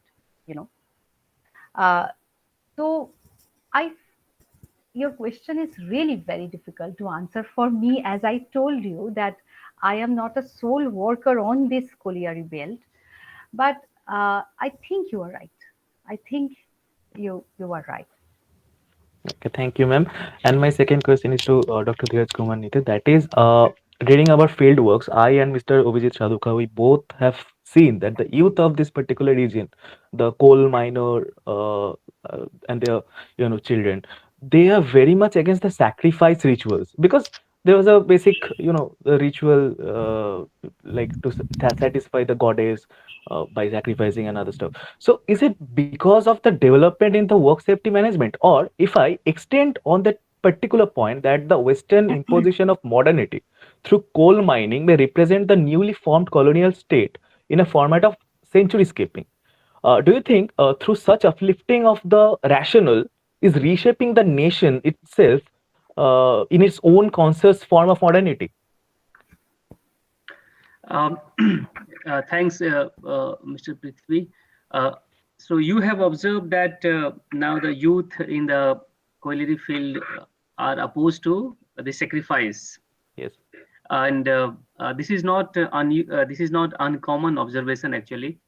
A similar observation, as I reported in my brief presentation on the mining area, that now the scale and enthusiasm for worshipping of Hadan Koiliri goddess has given way to Vedic form of religious practice, that is organizing yag or yajna in the and that means, and yag does not involve sacrifice of goat or lamb. It has different conception of rituals, but a similar observation like yours has been made by a very long-term researcher in India, Jonathan Parry, who studied a similar phenomena in Bhilai steel plant area, and he observes that the sacrifice ritual diminished over the time and acquired a negative connotation. So what has happened over the last 3 decades at least is a new form of religious belief and rite have emerged, which is the new phase of the dynamics of correlationship, connection between work and worship, where some of the previous practices have acquired an image of being the sign of barbarism, being sign of backwardness, being sign of primitiveness, being sign of let's say low grade religious practice, and therefore to be opposed or to be got rid of. However, what is to be noted that this purification or this purification or latest round of modernization of this work related ritual and religious rite is just producing a new form of the connection between work and worship, and it is laden with a new social cultural connotation, including the shift away from female goddess to the, in case of Jharia Coalfield, surely prominence of the male goddess, because male god, sorry. Why is it happening, and what is the context contributing to its surge? What you mentioned, which I had briefly dealt with in my article, that the rise of not the rise of, but wide application of technological solution to the safety standard, somewhat improvement in the standard of safety, the better accessibility to compensation and all, that definitely contributed towards the mutating as well as muting of the enthusiasm for Koiliri, the worshipping of Koiliri goddess. But this shift to the new religious rite and belief or new religious institution could not just be explained by that. I see that there is a one needs to work on this. There is a wider social forces. There is a new social force working towards towards the establishment of a new religious rite and practice, which is more Brahminical in nature, more tuned to the Vedic practices and all that. And what is the which social force is at the forefront of this, and what they are trying to establish in terms of the social codes, moral codes, etc., to be explored in detail. Jonathan Parry has done in case of Bhilai steel plant. one needs to do it in the mining areas. My observation was preliminary on the recent phase of this religious dynamics. And also, like what is the new nature of it? Like you have mentioned in your Joria, that article regarding Joria, they have mentioned about the Bolivian tin mines. Are they still doing the same thing? I mean, they're still sacrificing and all. Do you know any? Yeah, as far as the in the Bolivian tin mines, though there is not updated research, but you remember that both this book, Taussig's books, The Devil and Commodity Devil. Fetishism, and the second book by I'm forgetting the name I mentioned in that, by another American anthropologist. Both of them are studied till 1980s. So surely it was happening in the 1980s. And whether, let's say, morals and it's a socialist politics of the last 15 years brought a change that I'm not aware of, and no study so far I have come across. But I can give you another context in which something in detail I studied. Recently, I came across an article on China, and this article is under publication because as a referee, I reviewed this for Journal of Extractive Industries and Society, and that article argues that similar religious beliefs and rites existed in China for ages.